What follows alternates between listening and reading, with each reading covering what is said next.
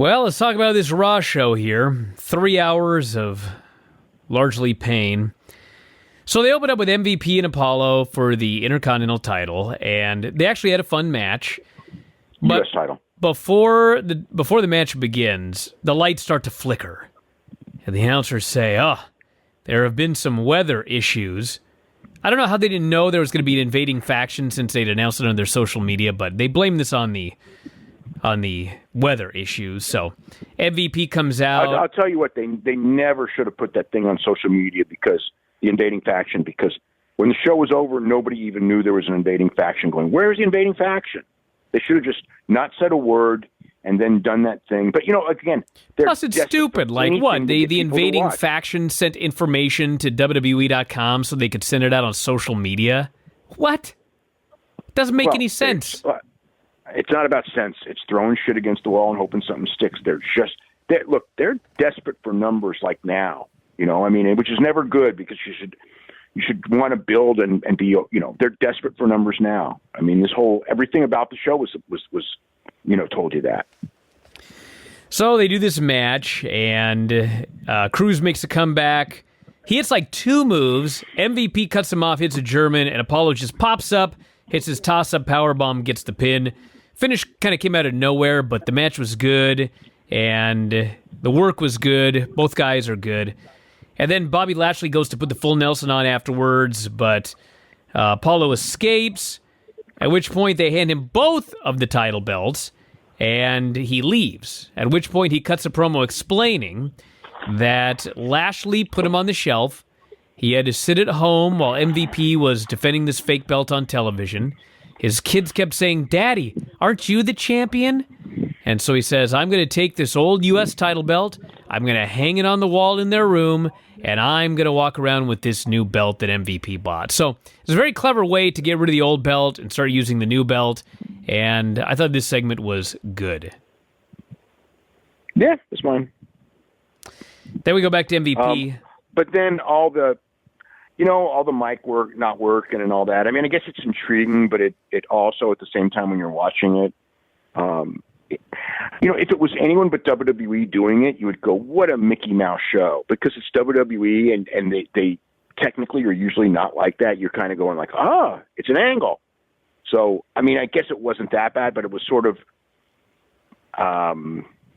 I don't know, annoying. It was still annoying in some ways, too. It's annoying because every time someone tries to cut a promo, their mic goes out. They tap the mic.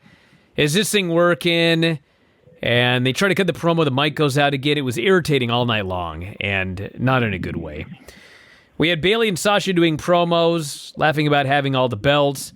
And Sarah says, "Will you be defending any or all of these belts at SummerSlam?" And Bayley says, "Well, we brought something special for everybody tonight. And it's a video package of them destroying Kairi Sane. And I don't know what this has to do with them defending the titles. But Asuka then shows up on the video, and she is very upset. She says revenge will be sweet. Shayna then walks up and says Sasha snaked her way into the Raw Women's title match. I've waited in line long enough. Punches her, and we end up having a match later on. What a match. We have Iconics meeting with Kevin Owens. They want to be guests on his show next. He says, I already got a guest. So we have the Kevin Owens segment. His guest is Ruby Riott. She comes out and says, I've had a lot of bad luck. I've dealt with women like the Iconics my whole life.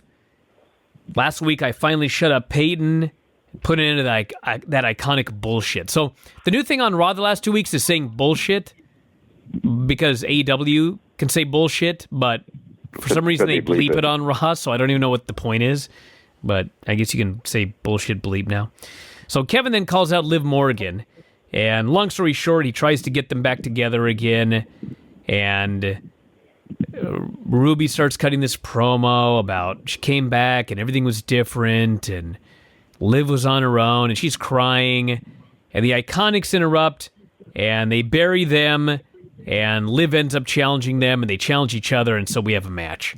So after all of this talking, it was like 30 minutes straight of talking. We go to a match. It's Peyton and Billy versus Ruby and Liv. It goes maybe 2 minutes. Hot tag. Billy's supposed to break up a pin, but she's late. Liv rolls up Billy, gets the pin. Payne goes after Liv. Ruby makes the save. So this match was really bad too, by the way. Yeah, we waited a long time for a very bad 2.5-minute match. Yeah. Then we go Billy, right back to talking. The opening stuff with like Billy Kay was just. I mean, it was like it was at a level that you usually don't see on Raw. It was very amateur looking. So then we go back to Charlie, and she says, "Well, fans, there was a large noise stemming from this area.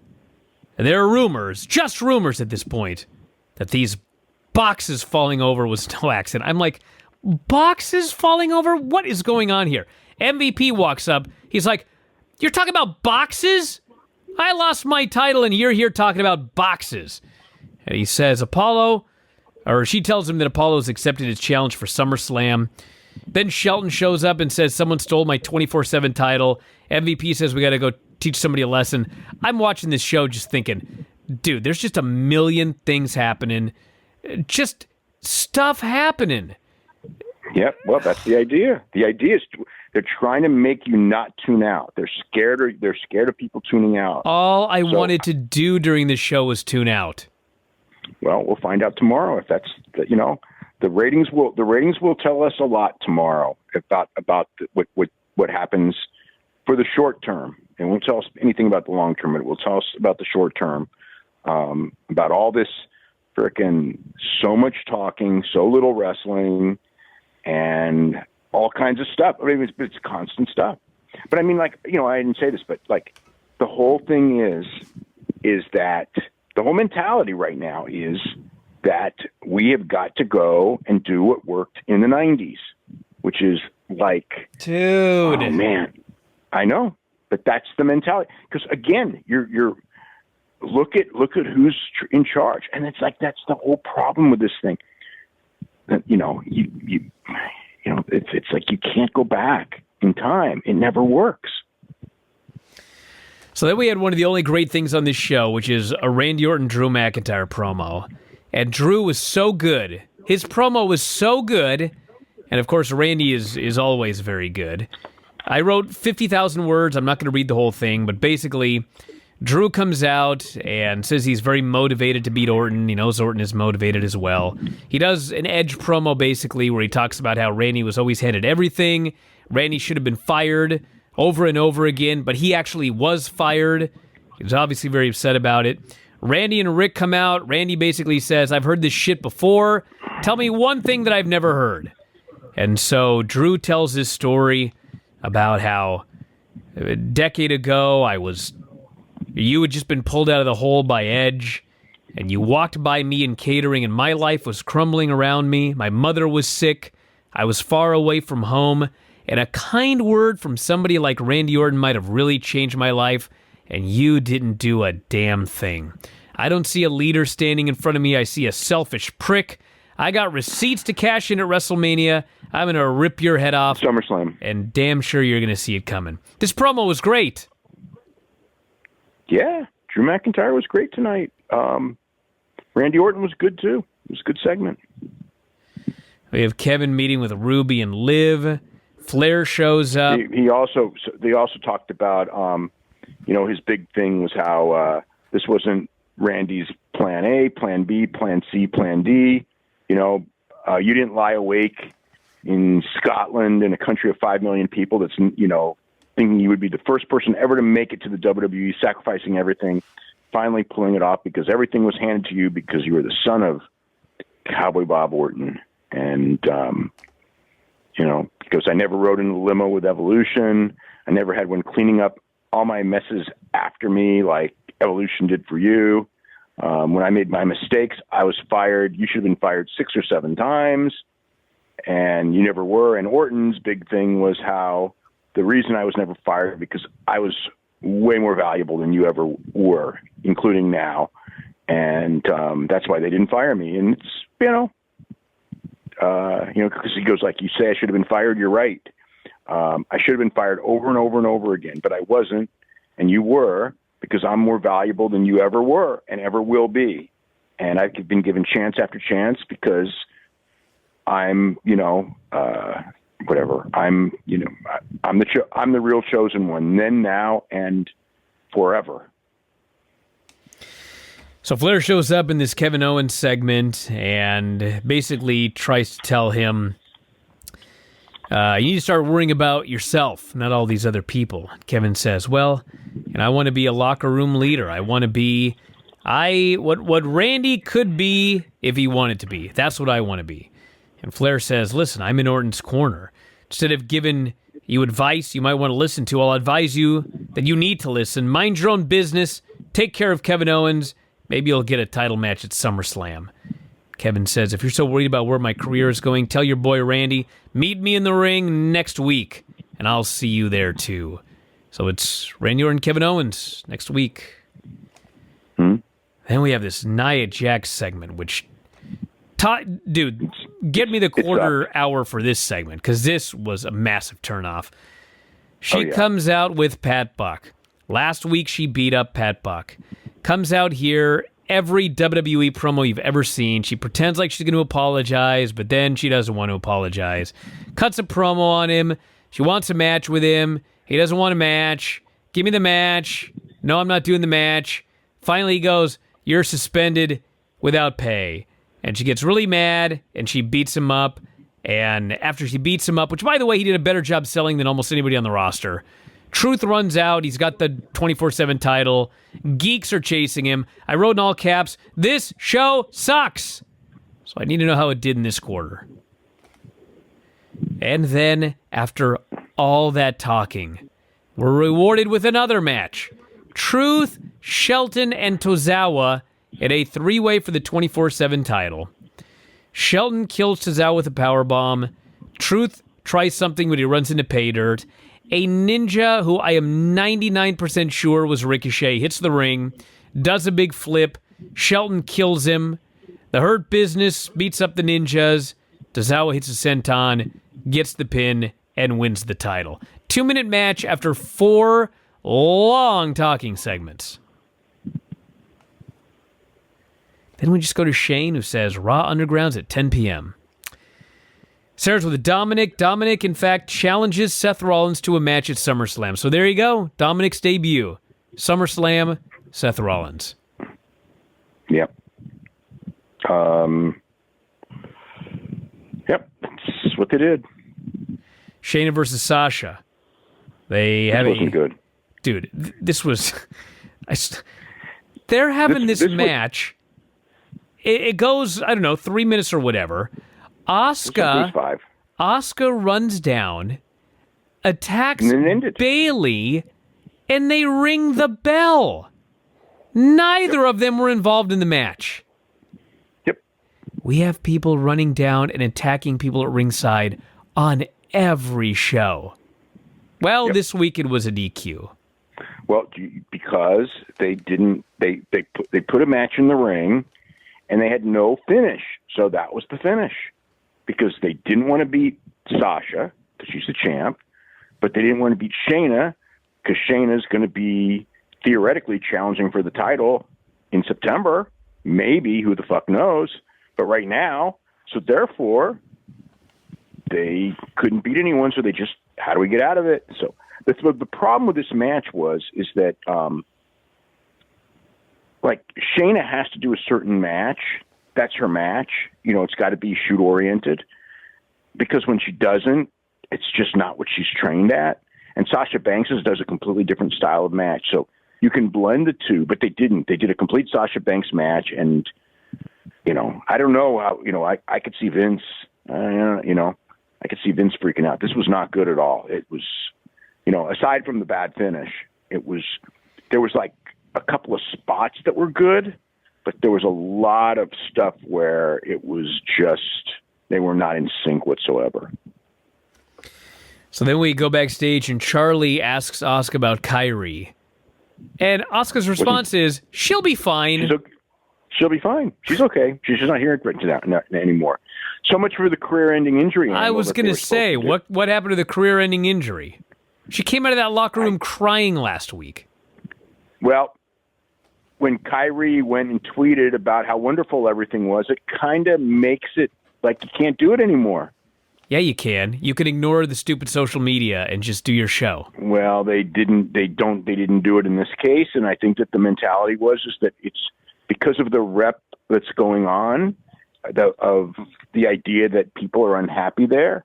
It's more important to tell people on social media that Kyrie, who everybody loves, was really happy. She's leaving, which they don't say why, but she's leaving to be with her husband, but which is fine and well and good. But the idea is that it was more important for them to put over that Kyrie is happy. She didn't leave because she was mad. She loves everyone here. She loves WWE. Then shoot the angle, that was originally on the books. So, whatever. That's just a determination that they had to make. And, the career-ending injury stuff, I don't know that flies today anyway, because, when you injure really somebody and they leave the company and they don't come back, I mean, that was a career-ending injury. So you can do that. Well, they decided against doing it. Yeah, so now the storyline is she got beat up, and Asuka says she's fine, and then we never see her again. Well, look, when Asuka said she was fine, I was like, what the hell? I mean, I thought the least they could do is say that she's going to be out for a little while and she was hurt. But I guess because of the social media, they couldn't say that. So there you go. So Shayna comes up and says, I don't want to fight. I'm cheering for you, Asuka, at SummerSlam. I hope you win the title because I want to take it from you.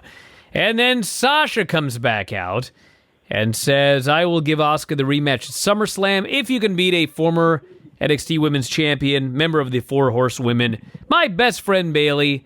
And of course, Bayley doesn't like this idea at all. But that match is next week. Yeah. Well, I mean, probably a good match.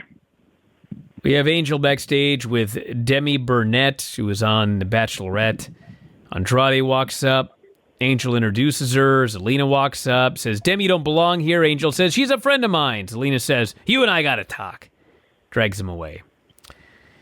Then we have this stupid Raw Underground. Shane is in a warehouse.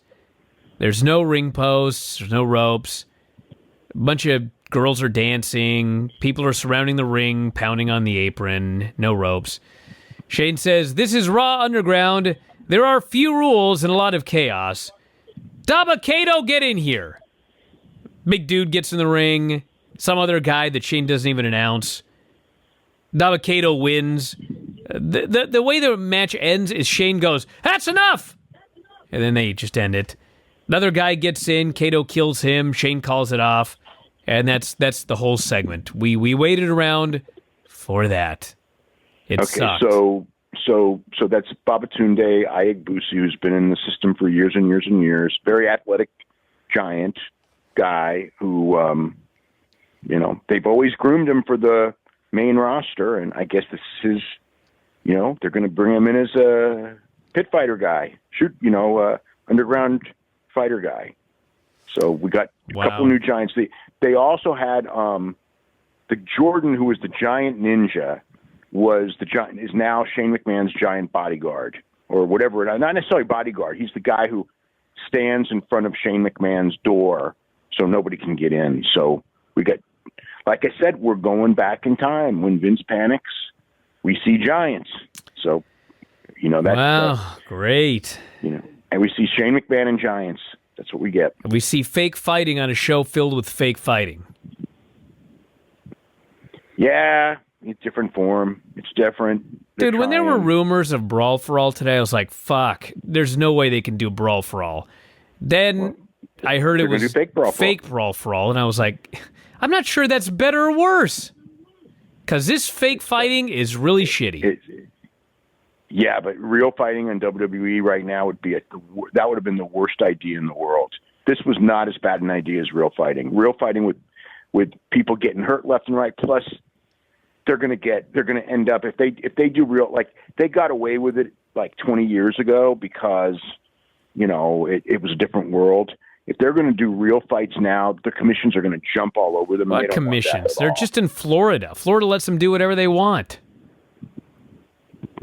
Even in Florida, you're not going to be able to get away with doing real fights without legislation. Even in Florida, you're not going to be able to. And plus, it's even if you could, they already learned their lesson. You're going to pay up for all these guys' injuries. Everyone's going to get hurt. It doesn't. I mean, guys who aren't trained to fighting is just bad news across the board. The fights aren't entertaining because you can see how bad the guys are skill wise, and a lot of guys who are supposed to be tough guys don't end up looking tough because we know how real tough guys fight, and watching guys who are supposed to be fighters that can't fight, that does nobody any good. And so it's a million times better as a work, but I don't know, man. It was an idea, I mean, I don't know. It was a stupid idea. It didn't. So what? These fake fights are real, but the other matches are all fake. Is that what we're supposed to believe here? Because later, Eric of the Viking Raiders does everything he does in a pro wrestling ring, but without ropes, and they're selling it like that one's a shoot. He knocks this guy out with a knee. So what? The stuff they do in the ring is fake? Who the fuck knows? This is. I mean, I've actually seen this. This is what Inoki did, and nearly killed New Japan Pro Wrestling by doing it too. And if you would have thought something like this would actually fit better in Japanese wrestling than American wrestling, which tells you how well it fit in American wrestling. We have the Street Profits out. Dawkins tries to hit on Demi. Montez makes fun of Andrade. Then they get serious and say, we're sick of playing nice because we want the smoke. So they have... It's like, did that line come out so weird? Cause it's ridiculous. I mean, it's like where Montez takes off his sunglasses, he's cutting a good promo, and then he goes right back to his gimmick. It's like, wait a minute, didn't you drop your gimmick? Nope. So we have Angel versus Dawkins. This whole segment was so fucking dumb. It's Angel versus Dawkins. They do one spot, they go to commercial, they come back, Dawkins is making this comeback, and all of a sudden Montez Ford collapses outside the ring. He just goes down, like he had a heart attack. And Dawkins runs over. Oh my God, are you all right? Are you all right? He turns around. Angel super kicks him, drop kicks him in the face, gets the pin. They go backstage. Demi is clapping. Nobody gives a shit about Montez. The announcers are just wondering, hey, what happened? No doctor, nothing. We just move on. They go to commercial. They come back, and Montez is now in the ring against Andrade. Wrestling. Yes, he's in a wrestling match. Well, they said the doctors came and cleared him. Bullshit. There was no doctor in sight. So this. No, but they said that. They absolutely said that. I know they said that, but we never saw a doctor. So we went to a commercial. The guy gets in the ring and he's stumbling around. He's acting like he's out of it. It's like, and then he comes back and he's fine. No, he doesn't. He makes a comeback. He does one flip dive and he fucking collapses again. And no, he was fine for about a minute there. He went 6 minutes. No, whoa, no. That was a shorter one. He went 5 minutes, but he was fine for a while there. Like he comes in, he's selling at the beginning, then he's just doing a regular pro wrestling match. I'm going like, I thought this dude was like fainting, and now he's doing a regular pro wrestling match. It is the flip dive, and then he does the big Shawn Michaels, Owen Hart thing where he just like collapses, and it's like, oh God, they're doing Shawn Michaels, Owen Hart. And then the match is over. So Stop. He goes down. Now the referee's like, oh, we need a doctor. We need a doctor. It's like, why didn't you call for the doctor 10 minutes ago, buddy? The guy's dead. The doctor was there. They already explained the doctor was there. Dude, they already explained that aspect. Dave, the doctor should have been out the moment he collapsed. The idea that they let him wrestle, especially when they later said that he was food poisoning. So this guy collapses. And then they gave a whole freaking speech. This is what actually made it worse. They gave Tom Phillips was making this speech about how, everyone's got to be cleared and you got to go through the right medical and all this. And it's like, the dude collapsed and he's in a match 2 minutes later. It's like, what the hell?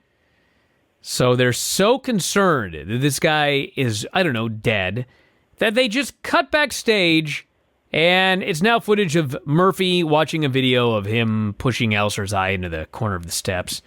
And Seth says, I'm proud of you. You should be proud of yourself. Murphy says, have you ever put any thought into Dominic's challenge? And Seth smiles and walks off. Still no update on Montez. We go to Eric of the Viking Raiders beating, quote, this tough kid. There's 85 camera cuts. He hits him with his wrestling moves, and he wins. They recap Montez fading. Finally, they go to Charlie, and she's outside the doctor-trainer room. And who should show up with a rose but Angel? What happened? What happened? To Demi? Yes. I have no idea. I have no idea what happened. This was so out of WCW. The whole show was about him and Demi. I'll be there right after the match. And all of a sudden, she's just gone. We never see her again. And now he's giving a rose to... Maybe Sonya Deville attacked her. Well, Charlie's back there, and... Anyway, Zelina shows up, wants to know what this means for the Raw tag titles at SummerSlam. Dawkins comes out of the room, and he says, I'm afraid Ric Flair has been poisoned. Oh, sorry. This isn't WCW. Actually, it is WCW, but they did the poisoning angle, the same stupid angle they did with Ric Flair and WCW, and they were dying. Claim that Montez has been poisoned. It's like, dude... He's been poisoned, and then Bianca comes out, and she's so mad that she wants to fight Zelina because she thinks that they poisoned her husband. I was like, this show is dying. The people who you're going to be wrestling at the next pay-per-view generally are the people that poison you. That's like wrestling logic. So she was, as a detective, it's like either a newcomer that we don't know about, or the people you're wrestling on the next pay-per-view. And since there's no newcomers. So she's got to figure that one of those three people poisoned her husband. And since she's a woman, she's got to fight another woman. So, ergo, it's got to be Zelina. And also she explained why, because Zelina's the brains of the outfit. So she's the only one who could come up with the idea of poisoning, because she's the only one who probably watched WCW go out of business or something 23 years ago when she was 5 years old or whatever it is. So we just get the news that Montez Ford has been fucking poisoned. And we go back to the announcers and they say, well, we got some footage from earlier in the day we think you guys should all see. It's footage from outside. Some dudes in masks are throwing Molotov cocktails at something that lights on fire. I'm like, wow, there was arson this afternoon. Who gives a shit? What does that have to do with anything? But that's their big angle. That's the explanation for all of the lights going out and the mic going out all night long. So we got new hackers. There's Mustafa Ali. There's a giant electrical panel outside that they blew up earlier in the day that now randomly causes shit to go on and off hours later. That's the story? Yep. Yeah, the story sucks. It's not a good story. So then Charlie's meeting with MVP, Shelton, and Lashley, and she goes, man, you guys have had a shitty night here. MVP, you lost, and Shelton, you lost, and man, it's a good thing, Bobby, you didn't wrestle tonight. And MVP is appalled. Aren't you supposed to be a journalist, he says? Then he hears about Raw Underground, and he's aghast, and they decide they're going to go check it out. Seth and Murphy come out. This is where I wondered, what in the hell is the main event of this show that I'm waiting for here? Well, the answer was there isn't one. Seth goes on and on about Tom Phillips. Tom Phillips is Seth Rollins, Dave Meltzer, or whoever that's bitching about whatever. So he's got to do the big, aren't you a journalist? Aren't you supposed to be unbiased? Blah, blah, blah. You were cheering last week when I got beat up. I'm going to beat your ass. Samoa Joe stands up. This was the only other great thing on the show. Joe standing up to Seth Rollins and Murphy. He threatens to beat their asses. And Seth gets in the ring and he says, let's do this. They go to commercial and they come back. And they've got chairs. Joe's on the outside of the ring. Who should fly in but Dominic? Dominic runs wild. He clears the ring. He hits the big 619 on Seth. He hits a high cross off the post to the floor on both guys. They all go running. Dominic was great in this segment, and so was Samoa Joe. Samoa Joe was really good. Yeah, I mean, Dominic, every segment that he's been put in, he's come off really well for a guy with, no pro matches and everything. Now he's going to have a pro match. At least he's with Seth. I mean, I'm sure it'll be like very carefully crafted. He's probably That's praying they're great. not going to be in New Jersey with 2,000 fans, because it'd be a lot better if they did this at the Performance Center in front of students. Yeah, probably. Yeah, but we'll see. I mean, we'll see. Seth might do really good, and Dominic's got potential. So The thing about Dominic is he did this promo earlier when he challenged Seth, and he sounds a lot like his dad.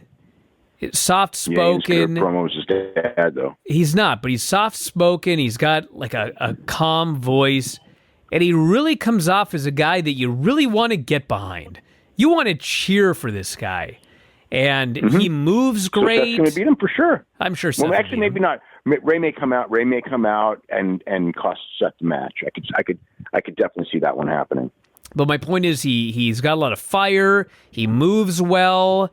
Like, he did the 619 great, even though I don't know how tall he really is. He looks like he's 10 feet tall next to his dad. I mean, maybe he's only like 5'9". I don't even know, but he looks tall. No. He's. I think he's 6'1", 6'2". Wow. Well, he was very, very athletic here. So hopefully they can do something with this guy, and they don't just throw him in the deep end like David Flair, another WCW. Oh, reminder. He's way better than David Flair. I mean, he just is. He's way better than David Flair. David Flair, they rushed out there with no training. Dominic's been training for a while. And again, also he's debuting with Seth Rollins. I mean, Seth Rollins is really freaking good. I mean, I don't expect it to be a bad match. I don't know that it'll be a great match, but I think it'll be fine. I mean, I bet they don't have the worst match on the show. I would bet you good money they do not have the worst match on the show. Yeah, but it's certainly where the pressure's on Dominic, though. I mean, debuting at SummerSlam in like a match that shouldn't be a 2-minute match because Seth's in it. I hope that they don't try to do it like a super long match. They probably won't. With the idea that sometimes sometimes they get overconfident with certain matches and they don't but I think in this one they won't get overconfident. I think they'll go in there with, whatever is right, rather than go too long and get overconfident with it. And finally, the main event of the show is another Raw Underground. Dolph is wrestling this dude and he chokes him out. MVP, Lashley, and Shelton show up.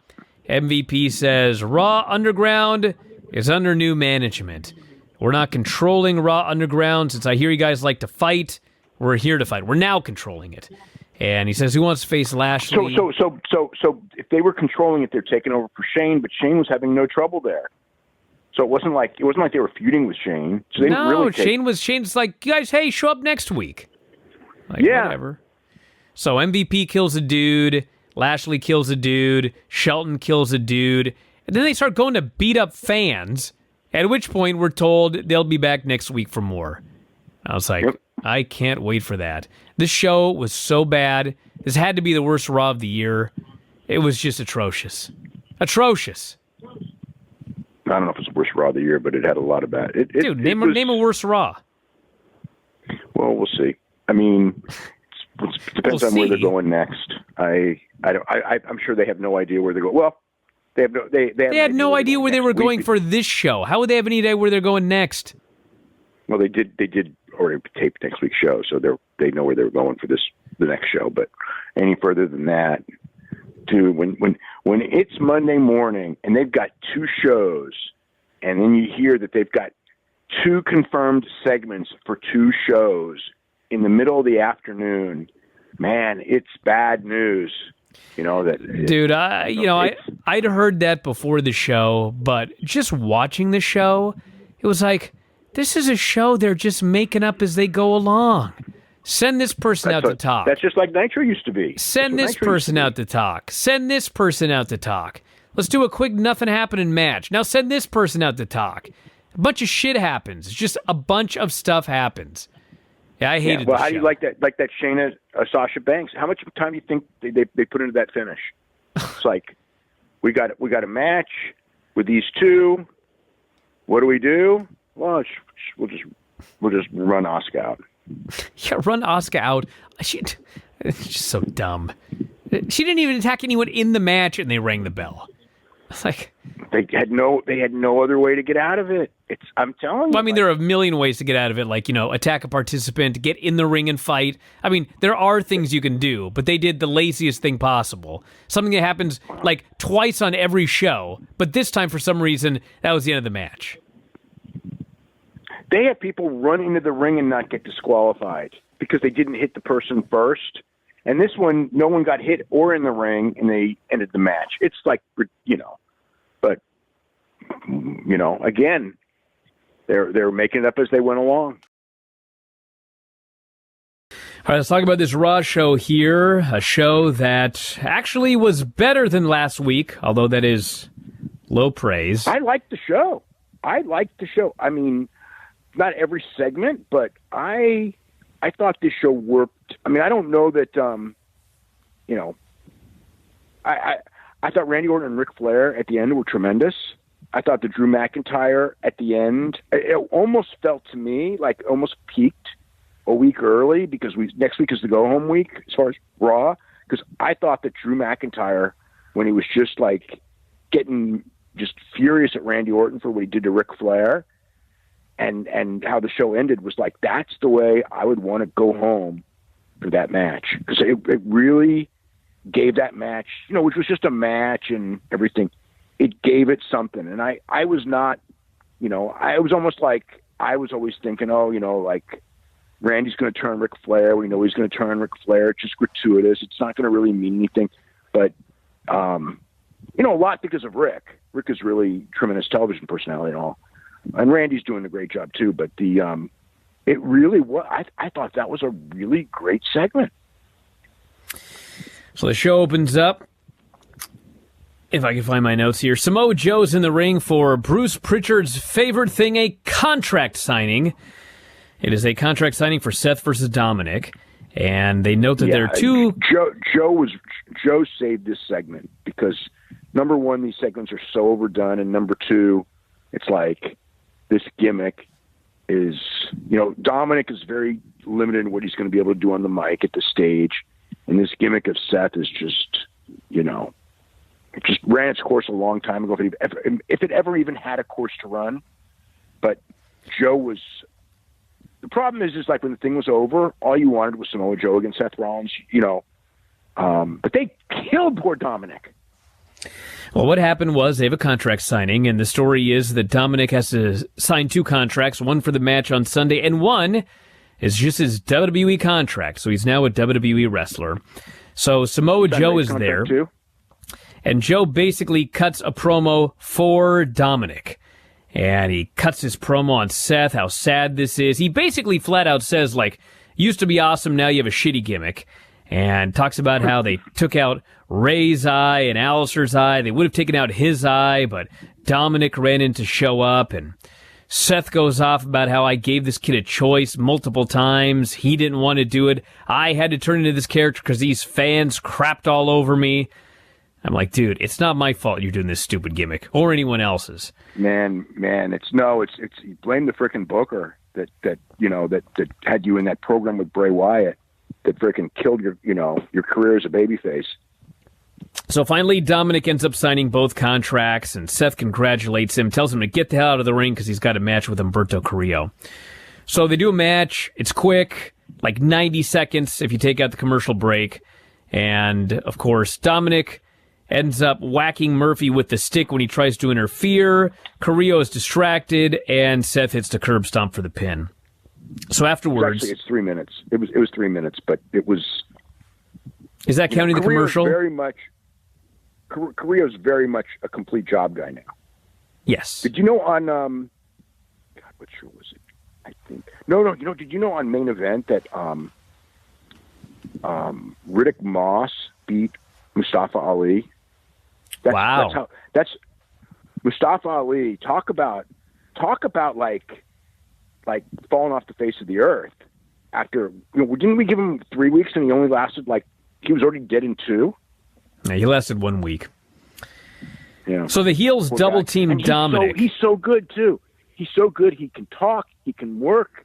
He's great on the internet. It's like, why would you not push a guy like that? So the heels kill Dominic, and they grab these kendo sticks, and they beat the ever-loving shit out of this guy. They caned him in the front, they caned him in the back, they caned him all over the place. He's got welts all over his body. They took his shirt off. It looks like he's I don't know, just looks like I don't even know what I would say. A zebra? It looks like anyway, it's brutal. He looked like you know what he looked like? He looked like he got finished with that frickin' skateboard from Darby Allin with the thumbtacks. The thumbtacks were worse because they actually cut the skin and the guy was bleeding all over, but this guy had 4 times the amount of lines across his body as who's going to be hurting worse as far as Ricky Starks? Because Ricky Starks, you got to take a shower in that. That's like bad. But then this guy, it's like those bruises. That thing's just got to kill you for a dude. couple days, I would right? much rather take the kendo stick shots than that skateboard tearing my flesh off my back. That was brutal. Oh, man, either one. But that's like this looked so brutal. It was almost like it got to the point, like it went from, at one point I'm thinking like, if it wasn't for this like bad gimmick, and if it wasn't for the fact that it's Dominic doing the match and not Ray, that I would say like watching this and then have Ray against Seth after this angle, like if it was like another era, I would go, this is really like great, like not even good, but great. But it went on for so long with nobody saving him. And was Where so the fuck brutal. was Samoa Joe? He was sitting there. He's not allowed to do anything or else he loses his job. They made that clear. So we can't blame him. But where's Humberto Carrillo and Kevin Owens and all these other guys? He's just taken this beating, and it just got to the point of, I'm supposed to sit here. You know, it was like that deal on Friday night with those Retribution dudes, and they're like cutting up the ring and beating people up. And it's like, there's a whole dressing room full of wrestlers and no one's coming out. But you know what makes it worse? There's a frickin' audience full of wrestlers and they're just standing there. And it's just like, this is against, there's 40 of them and there's 5 of these midgets and they're like, and one woman, four small guys and one woman. I'm sorry I said the word midgets, but, and they're just, and some of those dudes in the audience, those NXT dudes are giant dudes, and bodybuilder muscle heads, and they're just standing there. And then here, it's like we got a whole dressing room full of guys, and poor Dominic is getting like just destroyed. And for a while, it was like, this is really cool. But then they just kept doing it. And it's like, oh man, it's like, okay, Dave, like hold on a second. Hold on. Now it's like lost it to me. Okay, you're killing me here. Listen. What do you mean Joe can't touch anyone when he gets fired? That's the stupidest storyline I've ever heard. That's what they said. They made that very clear. I know they made it clear, Dave. I don't care if they made it clear. It's stupid. Joe was attacked by wrestlers last week. The wrestlers attacked Samoa Joe. And so now Samoa Joe is told you can't touch anybody or you're getting fired? That is a shitty crutch and bad storytelling. Okay. I am not defending the logic because there is no logic here whatsoever. I'm just saying that they did try to cover it in storyline. They did say, that, Joe said it, and I think Tom Phillips as well, that, that they did cover that. You can't do this or else you would get fired. So that's the reason for Joe. But that's not the reason for everybody else on the card. The Street Profits and Kevin, you could say Street Profits have their own angle or whatever, well, at least Angelo. I mean, Ford's doing the injury angle right now, or the food poisoning angle. But Kevin Owens was there, who's another, he's fallen out of his program. And he was supposed to be in a program with Seth until they just dropped it when Ray agreed to stay. We had a recap of the Retribution angles, and then Zelina and her crew come out. And she cuts a promo and wants to know why she's being accused of poisoning Montez Ford. She says you're innocent until proven guilty. Why would she poison this man and ruin the biggest opportunity of her men's careers? Which is a good question, by the way. That made far too much sense, plus there was no evidence. Also, that Twitch angle, so they do this angle on Twitch, right? they don't even acknowledge it on television or play it on television. It's like it never happened. I mean, they do an angle that looks spontaneous. I mean, it was kind of goofy because it's at her house. It's like, oh, the doorbell's ringing. Go get the doorbell, and it's Bianca Belair, and she comes in and beats her up. But it's like, okay, that's cool. Put it on TV. She attacked her at her own house. Nope, never happened. So we have Andrade versus Dawkins because Montez is poisoned and he's not there. And they do a quick match, and Bianca runs down and attacks Zelina, which, by the way, when that happened on the show last week, it was a disqualification. This week, not a disqualification.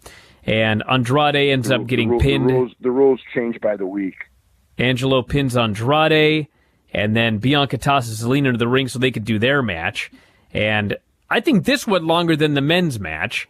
And it went to the men's match was 4, and these were 6/16. So they did go longer.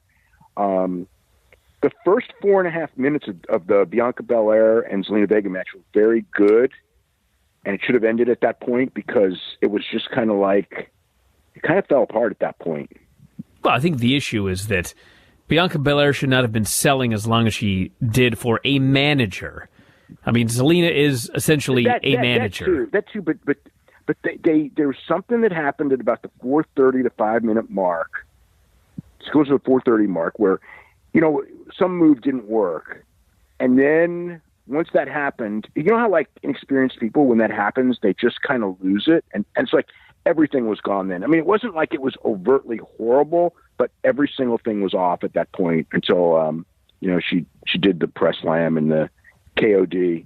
I mean, but they were doing really good until they kind of botched, if that's the right word, botched the first spot. But once they did, it was like it got to them, and they were just everything was tentative. That's what it was. Is everything was tentative. Before that, nothing was tentative. But they were just confident, and then when that happened, it was like they were. You get that thing where you're afraid to make a mistake, and it looked that way. We had Charlie Caruso asking, for the first time in her career, a good question, where she goes to Zelina and she says, actually, she asks Bianca, do you have any evidence that Zelina poisoned your husband?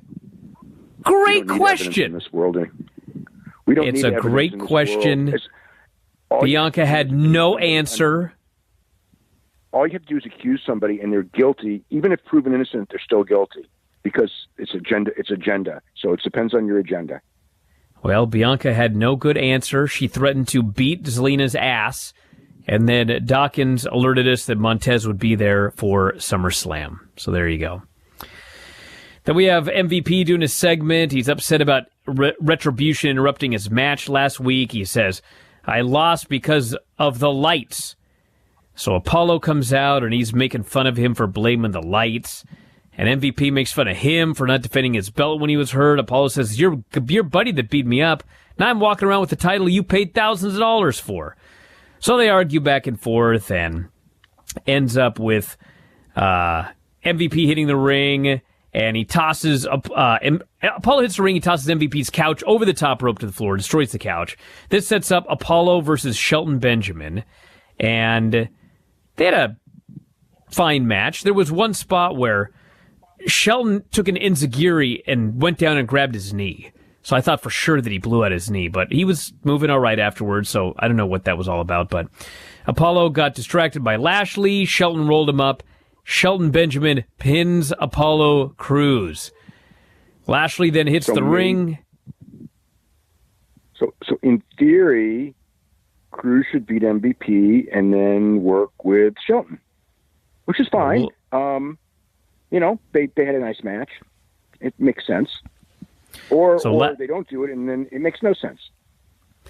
Lashley goes for the full Nelson. MVP demands he let go. I need him healthy, he says, so I can win the title at SummerSlam. He didn't even show up last time. So Apollo repays MVP, kicks him in, and runs for his life. We had another Retribution segment, and I like this show, but these segments are awful. These geeks are outside the Performance Center, and some guy goes running and says, they've got a cinder block, they've got a cinder block. So the camera rushes up there. There's like 5 of these geeks. they get a cinder block. They throw the cinder block through the glass door of the Performance Center. They high-five, and they run away. They didn't enter the Performance Center. There were two cinder blocks. The first guy throws it through the window, and then I figured the second guy's going to throw it through another window and do more damage. But he threw the second cinder block was like aimed to like just hit nothing. Like, you know, it's like you break a hole in, so you're supposed to throw it through the hole. And it's like, what was the point of this? The thing's already broken, but it did get like a little bit of glass. So, yeah, it was actually two cinder blocks. This was very dumb. It made them look like complete dorks. They broke a window and they ran away. You know what else is whoop-de-doo. You know what else is really dumb? Is they're dressed in very similar costumes to the ninjas. So the ninjas come out, and if you're just like a casual fan, you're going to go and look at those ninjas and go, the ninja jobber guys, and you're going to go, that's those guys that threw the brick through the window. They're supposed to be top heels. They're just freaking ninja jobbers. Because they're dressed, well, Dave, like, at least like have them dressed a little bit different. Dave, I will play Charlie Caruso. What evidence do you have, Dave, that they're not the ninjas? I have no evidence. They're dressed the same, other than they're not the ninjas because one of them's a woman and there's no woman ninja. Well, I mean, maybe there's an extra one that we haven't seen as a ninja yet. A woman ninja that's like not going to the rest of the ninja stuff. Whatever. Whatever. Mickie James returns for a promo backstage. We're told she has a big announcement. And Lana and Naomi show up. I don't know. Lana and Naomi are in matching outfits. And no, Lana and Natalia. Natalia, not Naomi. Natalia, I apologize. Lana and Natalia.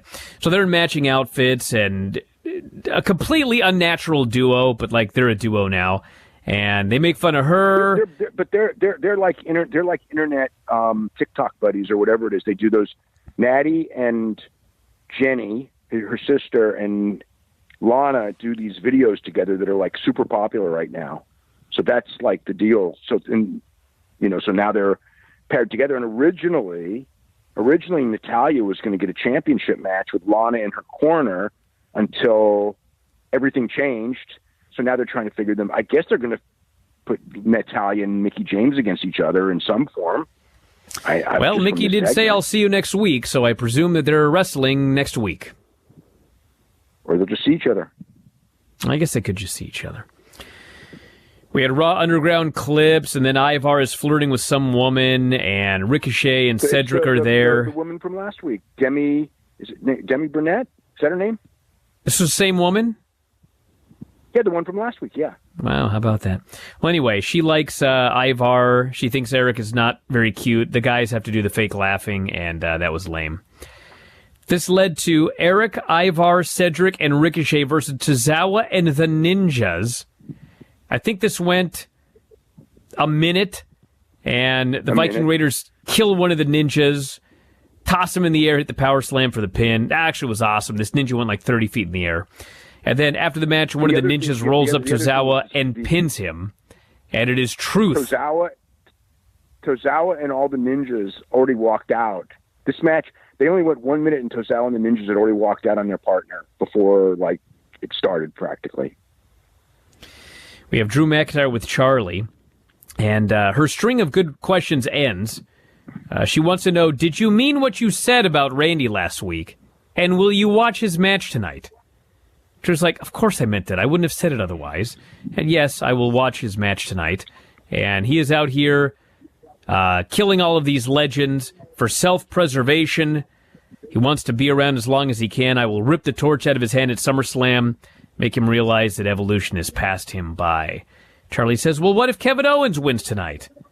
Drew says, well, if that's the case, we'll have a long talk about the future of Raw. Don't got to worry about that one. I didn't think we were going to have that worry at all. I didn't think Kevin Owens was going to be winning this tonight. Did you think anyone did? I don't think so. So then we had the funniest thing. It's Peyton versus Liv. And they're doing this match. And Liv is making this comeback. And she ends up in the corner. And what she's going to do is she's going to do a kick as Peyton is rushing towards her. So Peyton rushes towards her. She does the kick, and she falls down. She falls on her ass. And then Billy freaks out and jumps up on the apron. And then Ruby jumps up on the apron. I'm 99% sure that Billy missed her cue and was supposed to trip Liv in the corner, but forgot. So Liv took the bump anyway. Then Billy jumps on the apron. Then I watched this 10 times trying to figure out what the fuck was going on here. On a taped show where they could have just retaped it, but they didn't. And then the only thing, I didn't watch it over and over again, but when I watched it, the minute it was like, why did you not? I knew enough because this match completely fell apart in a different way than like the one with Bianca Belair. It did, but it wasn't like overtly. You know what I mean? It was like you could just see that they were a little tentative. It wasn't bad. I mean, it wasn't that bad. But this one, all I could think of was, why didn't you just tape this match over? It's a taped show. You know what I mean? And I have no earthly idea. Wrestlers, so it's not like you're even because and they're not even shy about retaping stuff in front of fans. But you don't need to worry about that. There's no fans. That just why did this air the way it did? I have no idea. It was so rinky-dink, but they didn't retape it, so we got a WCW Thunder moment here on Monday Night Raw.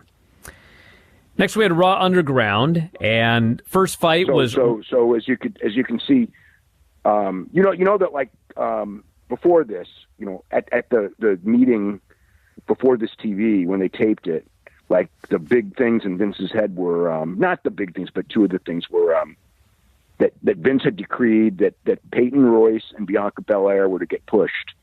So we should count the weeks before he changes his mind on those two. So we got Cal Bloom versus Riddick Moss, and this fight was pretty much horrible. They may as well have had a real fight. I mean, their fake fight, they were struggling to the degree that it may as well have been real. And Moss punched him. Shane stopped the fight, and Shane is, in fact, a better referee these days than Herb Dean. Yeah, that's true. They don't go too long.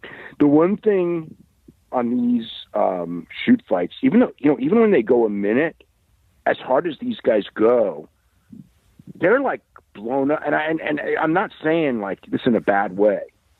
Like if you ever try to do like a fake fight at that level of intensity, about a minute in, you're going to gas. And it's so funny watching these guys just like go out there and just, you know, like they gas so fast when you're doing this, which is why, you know, that's why pro wrestling isn't done with this thing. But they do keep it short, but it's like, man, these guys are just like, you can just see them like because they're them getting tired so quick when they do this stuff. We had Asuka versus Bayley, which was not only a very good match, but it actually had a clean finish, so I could not be happier. They did have the flickering lights gimmick. They didn't have to, Dave. Are you kidding me? Well, logic is there is no logic. Asuka wins with an Asuka lock. That's come on. If you're booking this, isn't that like the only finish? Asuka wins with an. I mean, she could have won with a cradle too, but generally the smart finish is Asuka wins with an Asuka lock. She did. That was Dave. Up and down right every WWE show, I can tell you what you should do logically, and they do it like 5% of the time. But yes, they had a clean. 20%. No way. You kidding me? I didn't say a clean finish. I said logical finish. Match finishes 20%. Not on SmackDown last week. That would be 0%. Or 5. Actually, no, because it was 1 of 5, so it's 20%. The Cesaro match. That wasn't a logical finish. Cesaro's half of the tag team champions. Yeah, but those guys are job guys, so it doesn't matter. If they were building those guys... Now, if they get a tag team title match next week, then it's like 0% for sure. Yeah. So anyway, they had all these great submission attempts there at the end, and they fight up top. Bayley hits a flying elbow, goes to mock Kyrie's sliding D, but as she's running, Asuka catches her in a flying armbar, transitions into the Asuka lock, and gets a submission. So it is Asuka versus Sasha for the Raw title at SummerSlam. It's so funny because, like, the last hour of the show is like the wrestling hour. This was a very good long match, and then Randy Orton and Kevin Owens had a very good long match. We had whatever you think of the Underground. That wasn't that. It was all action. Long. It was actually way shorter than I expected. Kevin Owens and Which Randy one? wasn't that long, but it was just there. But Asuka was tremendous in this match, and I loved like her going from submission to submission. I mean, there was some really cool stuff, and Bayley's such a good worker too when she's in there with like someone at the level of Asuka. So yeah, so here's an interesting thing. So last week on Raw, if you remember, Asuka said that Kyrie was fine, blowing off like the whole thing, right? So on SmackDown on Friday, they said that Kyrie's career is over because she had a career-ending injury. Well, it sounds like one hand doesn't know what the other hand's doing. That's what it sounded like to me on Friday. And then tonight, they talk about Kyrie, and they don't say either of them. So I don't know which one they've decided is the right one. So Shane then books Arturo Huas and some unnamed dude. Huas beats the absolute hell out of this guy, KOs him with a kick, and Shane maybe is better referee than Herb Dean, but he's a shitty coach. He's yelling at this guy to just get up, like he's going to get up underneath Arturo Huas. And then the next fight is Daba Kato against another unnamed dude. This was not as good as the Arturo Huas fight. And then Shayna Baszler shows up. None of the women want to fight her. So she goes outside. She throws these women into the ring. Fight Babatunde. Well, that didn't happen. So she beats up the first woman. She beats up the second woman. She beats up the third woman. All three women attack her. She beats up all three women at the same time. She chokes one of them out. She wins. So listen, if you're going to do Raw Underground, it's got to be with people like Shayna Baszler or Arturo Huas, people that actually know how to fight. But the problem is their opponents don't know how to fight, and so it could be so much better. As far as look, the Shayna thing did not look real at all. In fact, it was because her opponents had no idea what was going on, and Huas's opponent had no idea what was going on either. Well, Huas's idea but the thing is, with Cal Bloom and Riddick Moss, they were going real hard with each other. With the other guys, the guy who was, like Huas was going really hard. And with Shayna, she's out there trying not to hurt anyone overly because, whatever. So I was like, Shayna could have done it better than anyone, but she was, trying so much not to hurt these women that it just looked bad. Because they don't have the proper opponents. 1-on-3 in like a real fight situation. It's like in a pro wrestling ring when the babyface does that, it's fine. But in this kind of situation, it looked so contrived. It just looked wrong. Then we got Retribution outside. They tipped over a car, they high-fived, and they ran off. Do they actually have a plan for this? Is that a stupid question? I don't know if they have a plan or not. It doesn't feel like that I think it's just something of, we need some stuff. Great. We had Randy Orton versus Kevin Owens, and they had a good match, and Kevin makes his big comeback. Orton drops him across the announce table. They fight up top. Kevin hits a big senton. He gets up. He goes for the stunner. Orton just counters it into an RKO, pins him clean in the middle of the ring. There's 15 minutes of TV time left after this match. I'm thinking, what in the hell do we have left? So then we get this angle. Randy Orton Ric Flair angle, which was absolutely phenomenal. So Randy says, I can't be mad at you, Rick. You're the nature boy, dirtiest player in the game. You've had my back for 20 years, taught me everything you know. Talks about back in 2002, 2003. He had this problem in Peoria, and Rick helped him out when nobody else would, bailed him out of this predicament. Said, I loved you, but I don't respect you anymore. I don't love you anymore. You're a liability to me and my career. This match with Kevin Owens, he said, was not necessary. I only did this fight because you and your ego got into it. He says, I know that you took a young Randy Orton under your wing because you wished I could be the son that you never had. You're an old-ass man. All you're good for is crying. Stand there and cry like a baby. You're not the Ric Flair everybody looked up to. That was using Reed there. Didn't like that, but they did it. That Ric Flair from years ago wouldn't need a pacemaker to make sure his heart kept on ticking, wouldn't have slipped into a coma 2 years ago. He wouldn't have been a whore for the spotlight like you are. Pretty sure the Flair of 2 decades ago was also a whore for the spotlight, but you're a junkie for the spotlight. I can take that WWE title for He pretty much is, yeah. 14th time, and that's the only thing you need to be concerned with. Instead, you were only worried about yourself. So they go to Rick, and Rick says, that Ric Flair from 2001 is not here anymore. I do like the spotlight. I like calling you the greatest because you are. I'm 71 years old. I'm on Raw. You know what that means? I got guys like Hulk Hogan calling me, asking me what it's like. I say it's the greatest feeling in the world. I want to be here when you win your 14th, 15th, 16th, and 17th world titles. I want you to break my record, not John Cena's record, my record. A record that you grew up with. Your dad knows all about it. The miles, the no cell phones, when your dad was on the road. We all went through the same thing. He says, you crawled from the bottom to the top. You're the greatest performer in the business today. You want to see me get emotional? I'll tell you why I can't get mad. He says 31 days in intensive care, being in a coma for 12 years, or 12 of those days. I woke up and all I wanted in life was to tell the people I hadn't told that I loved them, make sure everybody I loved knew how I felt. I called around everyone that mattered to me because you have to be this close to where I was to know what that feeling is. I'm not trying to take anything from you. I'm walking this aisle just to have a good time. I'm just Charlotte's dad now. I just want to be a part of your life. I'm not Ric Flair anymore, but I'm a big fan of you, and you're the guy that's going to break my record. That's all I want. So he's in tears. I was watching that thing, and it's like, damn, I was there. That's a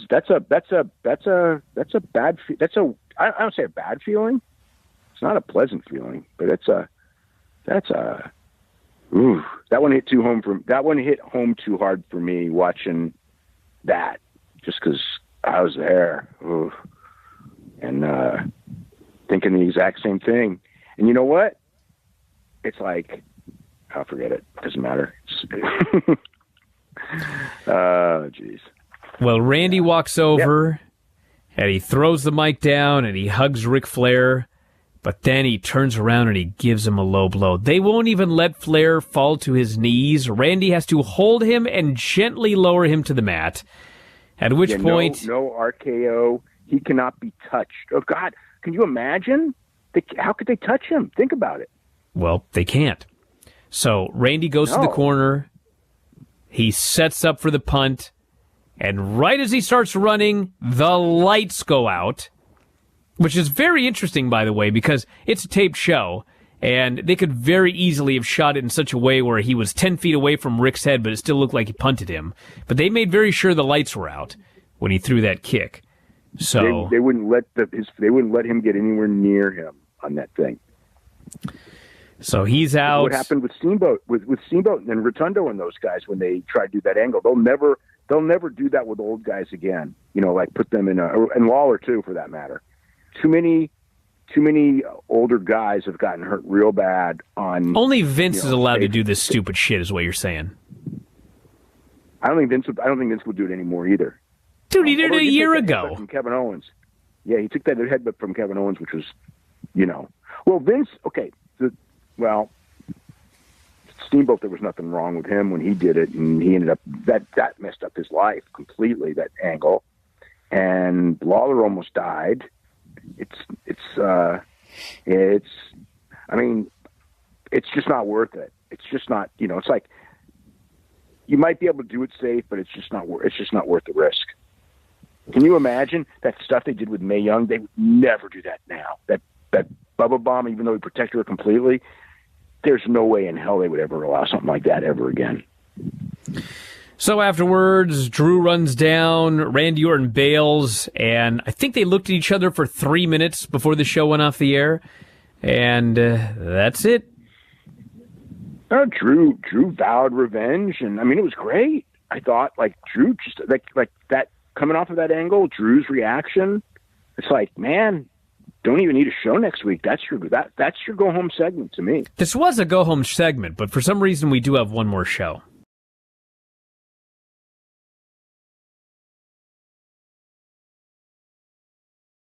One thing I could tell you about BTE, even though I was baffled through half of it, is it was much better than Raw. So, Am I the only one? It's almost always better than Raw. I hate this show. I'm so sick of Raw and SmackDown. Okay. No, I didn't hate Raw at all tonight. Oh, dude, what show are you watching, Dave? God, the show's so bad. Well, I mean, if you're it's going... like a Vince Russo 2000 show at this point. Well, no, the mentality, like, it's funny, their mentality now is that we have to have as little wrestling time as possible. That's my point. It's like there's no wrestling. It's talk. The match goes a minute, something happens, somebody runs in, somebody interferes, somebody runs through the match. I mean, dude, 3 hours of this is brutal. Yeah, but I liked the Shawn Michaels stuff. I liked some of the stuff with Ray and Dominic was the highlight of the show. Ray was very good. Demi needs much work. Trying to be an actress. I'm like, they've never explained why she's there. Well, I guess they did, that she's supposed to be Garza's girlfriend, but now Ivar likes her. Dude, and they never explained she was his girlfriend. She was just there one week, and he was hitting on her, and then she's there every week. She was his guest, but then every week. Yeah, she was there as his guest. That was established in week one. She's his plus one. Because Selena wanted to boot her out of the building because she had no business being there, and he explained that she's here with me. So it's his date, although he's fooling around, and they made some mention of Charlie Caruso, and Angelo Dawkins was hitting on her, and, I don't know. Once she opened her mouth, it was really kind of falling apart. Her acting skills were even by WWE standards. She was actually significantly worse than the WWE stuff, which is already bad. I know, that's what I mean. It's like she stood out like a sore thumb on this show. But you know what? I can't blame her, because remember how bad Dasha was? And you could see on this show, Dasha's great. She's freaking great. She's got personality, everything. And in WWE, she had like the least personality of almost anyone. I would have thought that she was, in fact, as you would say, a robot. And in fact, we were wrong. She is not a robot. She was taught to be a robot, so maybe this woman is taught to be a bad actress, although I don't think that's the case. Well, it opened up with a Drew McIntyre promo, and he's very upset about what Randy did to Ric Flair. We didn't really even get a Ric Flair update at all. They were talking about him like he was Oh, you dead. know what they said? They said like he was fine. And it's like, he just got his head kicked off, and he's like 71 years old. Did you watch the main event where Shawn Michaels got his head kicked off, and he got up the ropes immediately? What happened to this punt? No shit. I couldn't believe that, especially the week before the pay-per-view. And it's Shawn Michaels. I mean, it's Shawn freaking... At least when Ric Flair got kicked, I mean, he laid there like he was freaking dead. I mean, Shawn Michaels is 50... How old's Shawn? 55? 57? 55. He's 55, I think, right? He is, I believe... Shawn's 55. 55 or 56. No, he's born in 65. He was born in 65, so he's 55. Well, what month was he born? What? What month was he born? I don't know his birthday off the top of my head, but it's already happened. I remember his birthday passed this year when he turned 55. So I think it was just recent. All right, God damn it, you're right. It's 55. Okay, so anyway, what's his birthday? His birthday is July 22nd. Oh man, you know what I thought it was? July 21st. Swear to God. Well, you would have been off by a day, Dave. You were wrong. I know, but it's like he's not like my friend, and I don't send him like. But I remembered the basic time. It's like he's not somebody I send like birthday cards. I don't actually send birthday cards to any wrestlers. Now that I think about it. Mm-hmm. No one. So he talks about how Randy brutalized Flair, and he basically called him an evil man. At SummerSlam, you're not facing a defenseless old man. You're facing a pissed-off 6'5" Scottish fire-breathing dragon. I'm going to severely hurt you, not just for me, but for everyone you wronged in your life, including Ric Flair. So for the first 25 minutes of this show, one production glitch after another. Well, that was the gimmick. So he has just gotten started, and we get a whole bunch of glitches. He's trying to do this promo. You can't even pay attention to the promo because you're just watching these glitches. Well, at one point, they didn't even want you to pay attention to the promo. They wanted you to pay attention to the glitches, which I felt like, God, they're disrespecting him something fierce. No shit. You know, who's it's like main eventing SummerSlam? He's in the main event of SummerSlam, and he's the top guy in the company with the top belt. It's just like, my God. Yeah, I mean, I could see them like doing all those cutaways in somebody else's promo. Do but this shit in someone else's promo, as Zelina Vega or something, but not your main event champion, for crying out loud. No kidding. And he was doing a good promo too. I would be like, if that was me, I'd be like going backstage throwing like stuff against the wall. I would not be happy. Well, they cut to the back, and Retribution is in the TV truck, and they destroy everything. They cut to a very quick commercial. They literally come back from commercial and show us a replay of Retribution cutting the feed. Okay, so here's this is fucking ridiculous. Oh, you want ridiculous? Okay, so to get over the Retribution stuff, for how many minutes was this? I don't remember. It's like 3-4 minutes. They only did the one camera shot. They didn't do the usual Kevin Dunn cutaways, right? Yes. You know? Okay, but then all these people have been run out of the truck. 5 minutes later, everything is back to normal for the rest of the show. So it's like, what happened? Retribution, they left. They do on every show. They do some damage, and they run away into the night. Okay. Whatever. So Drew is back, and he's doing this rah-rah speech to the B-Team babyfaces. Seth and Murphy show up, and they start going back and forth, and Seth claims he taught Drew how to be a champion. He taught Dominic about the business last week. Ricochet makes some snide remark, and Drew wants to know if Seth is scared. Seth says, I'm not scared. I protect the people around me, unlike you. You couldn't predict Ric Flair. Drew says, you don't have to act twice. I'll drop you right now. They get pulled apart. Drew challenges Seth, but Seth is gone, and we actually never got that match. So I don't know why he challenged him or what any of this had to do with anything. I don't know. I don't know about that. I just was a fan of Drew McIntyre. I like the way that they're portraying him, and I have this feeling in my bones that Randy Orton's winning the title. And you know what, dude? Randy Orton's going to win the title when Flair turns on Drew. Flair's going to be back next week? I'd bet you anything this whole thing is a swerve. We never saw him get kicked. The lights went out. Randy went to kick him. The lights went out. They came back on, and Flair was down. This whole thing is a swerve. It's a Russo show, so it's a swerve. Could be. By the way, how's the new station? Apparently it's great. Okay. 1090, the mightier 1090. The mightier 1090 from Rosarito Beach, Mexico. Yep. It started up again as of today. 50,000 watts, all of Southern California, probably even further. I couldn't hear it today. Really? On the radio. Oh, man. No. I probably could at night. Doesn't AM travel better at night? It would travel better at night. I bet I could hear it at night because when I was a kid, I used to listen to the San Diego. What was the name of the basketball team? Well, I would listen to the San Diego basketball team games. I don't remember the name of the team now. On KOGO, is that possible? But anyway, it doesn't matter. But I could listen to San Diego. We listen to San Diego radio. We could get it up here at night, but not during the day. So the Hurt Business comes out for a promo, and yes, because of what happened, this whole promo is shown on the hard cam. Which, by the way, apparently this is such a disaster they can't even zoom in the hard cam. We're watching this like it's Okada doing the Rainmaker pose, or they're 85 feet away from us. And he challenges Retribution. He says they're hiding in the shadows. They're not really tough. Finally, some cameramen come out and they start getting some actual shots again.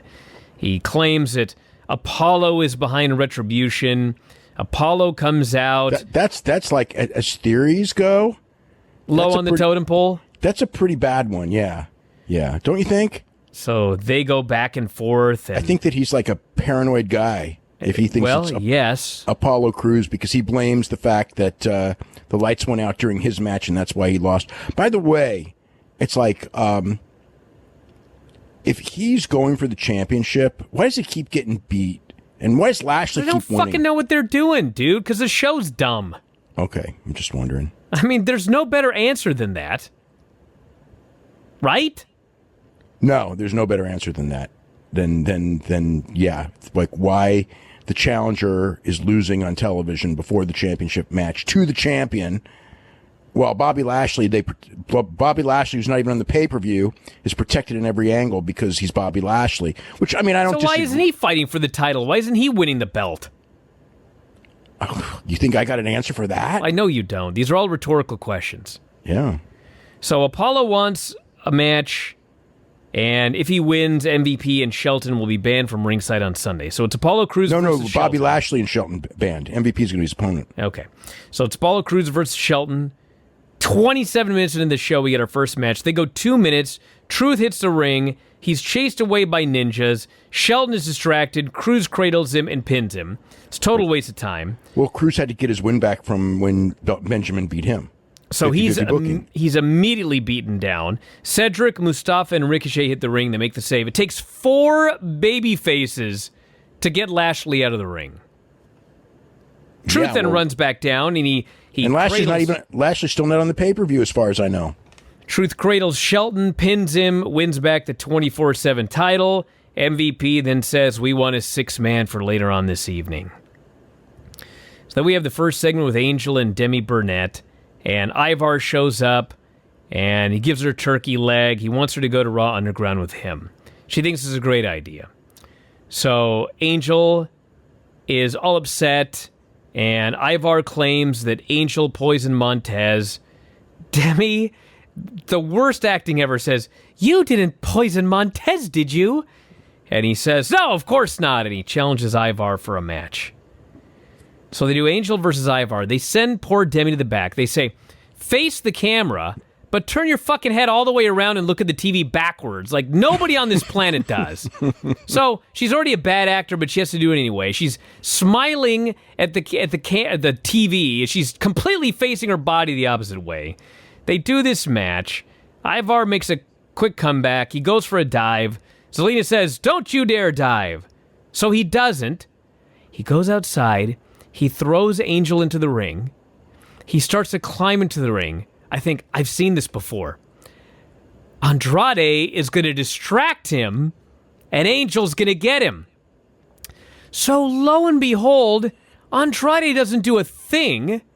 Ivar just goes to get in the ring, and Angel hits him and pins him with a drop kick. A low drop kick to the head, yeah. That's his new finisher for whatever reason. I don't know why. I have no idea what's going on. Ivar got beaten clean out of his own stupidity. He was not screwed. He just was told not to dive by Zelina. He didn't. He threw the guy in. He got drop kicked and pinned. So they're trying to push Garza. Garza's in a championship match. Ivar's not. That makes sense. Well, MVP's in a championship match. He's losing every damn match. Why can't they figure that out with him? They have selective recall when it comes to these things. Demi and Dawkins are on the big screen. Dawkins mentions Charlie Caruso.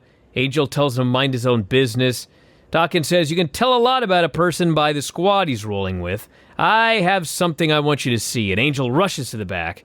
And then Joe says, that's secret video. And the announcer's like, what are you talking about, Joe? What secret video? And he says, well, security's been poring over these videos of Retribution. And, well, I've seen a video. They're like, well, what is it? He says, oh, don't worry, you'll find out. So after commercial, Dawkins is backstage trying to get Demi's number. Angel shows up. Dawkins says, I just want to get her number so I can show her this video. And Charlie shows up and says, I couldn't help but overhear there's a video. What is this video? So Dawkins shows the video. It is security camera footage of Zelina putting something in a red cup. And Charlie is aghast. So she did poison him. You're the one responsible for poisoning Montez? Zelina says, I didn't do it. In fact, I think you did it, Charlie. Because you're mad that Angel upgraded to Demi. And Dawkins then cuts why would she poison Montez Ford? I have no earthly idea. Okay, so actually, that does make sense.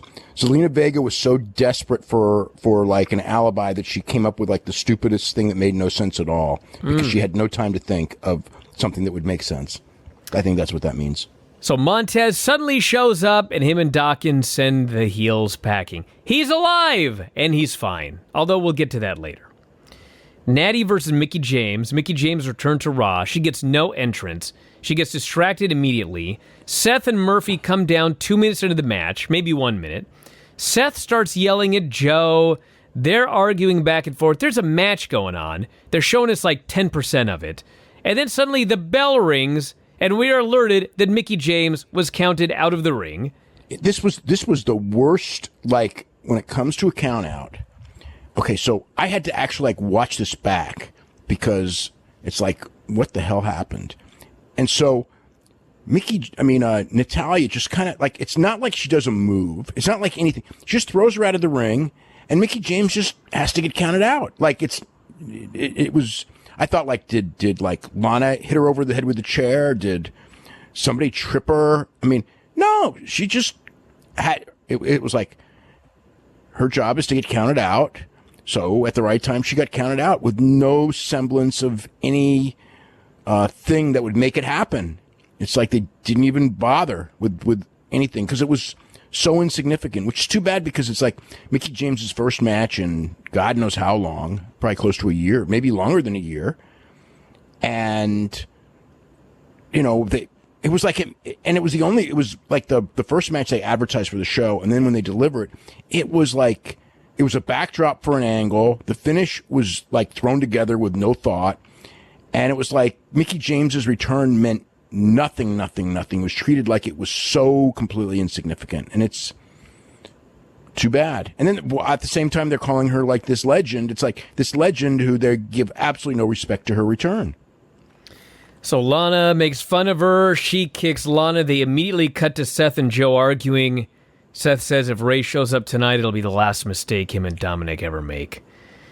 So Bayley and Sasha come out. They argue about who's going to face Asuka first. They finally decide that Bayley will wrestle her first at SummerSlam.